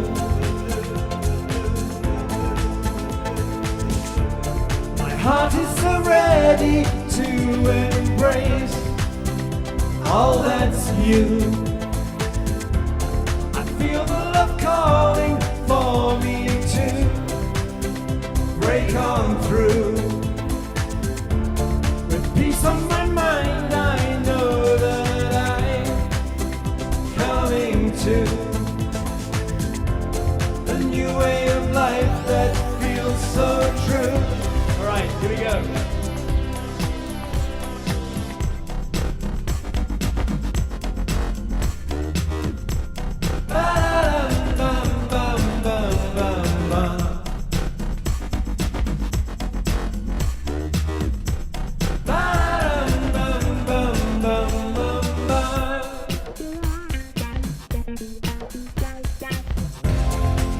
There's nothing here to hold me back from you.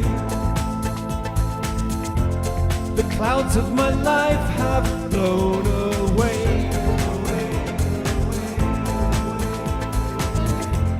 My lightness of being lifts me every day.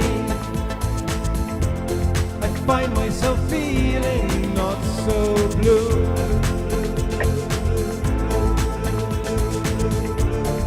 Heart is so ready to embrace all that's new.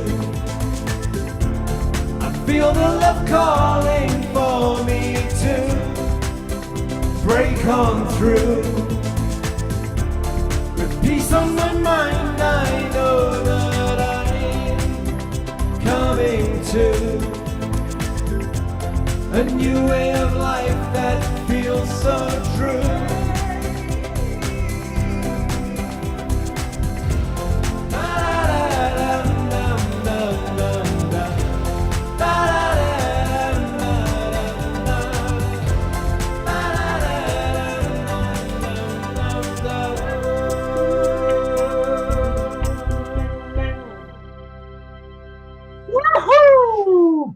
All hail Omashar, and I love watching everybody moving and grooving. John is up dancing. I know, right? Of course, Susan with her, whatever that was. What is that? Anyway, thank you. I think I saw Tatiana. Did you have a dog? What's that? Tatiana was dancing with her dog, with her puppy. Tatiana with her puppy. What a big, beautiful one. Wow, that's a good sized one. Yeah. Thank you so much, everybody, for being with us tonight. It was a beautiful, wonderful show. Love each and every one of you. Have a wonderful weekend. Remember, you can make any day sacred by just choosing to see the divinity in all. So tomorrow being Sunday, let's make it a sacred Sunday where we just practice seeing the divinity in all, including what you see when you look in the mirror. Take care, everybody. Have a beautiful, Sunday. We'll see you next week.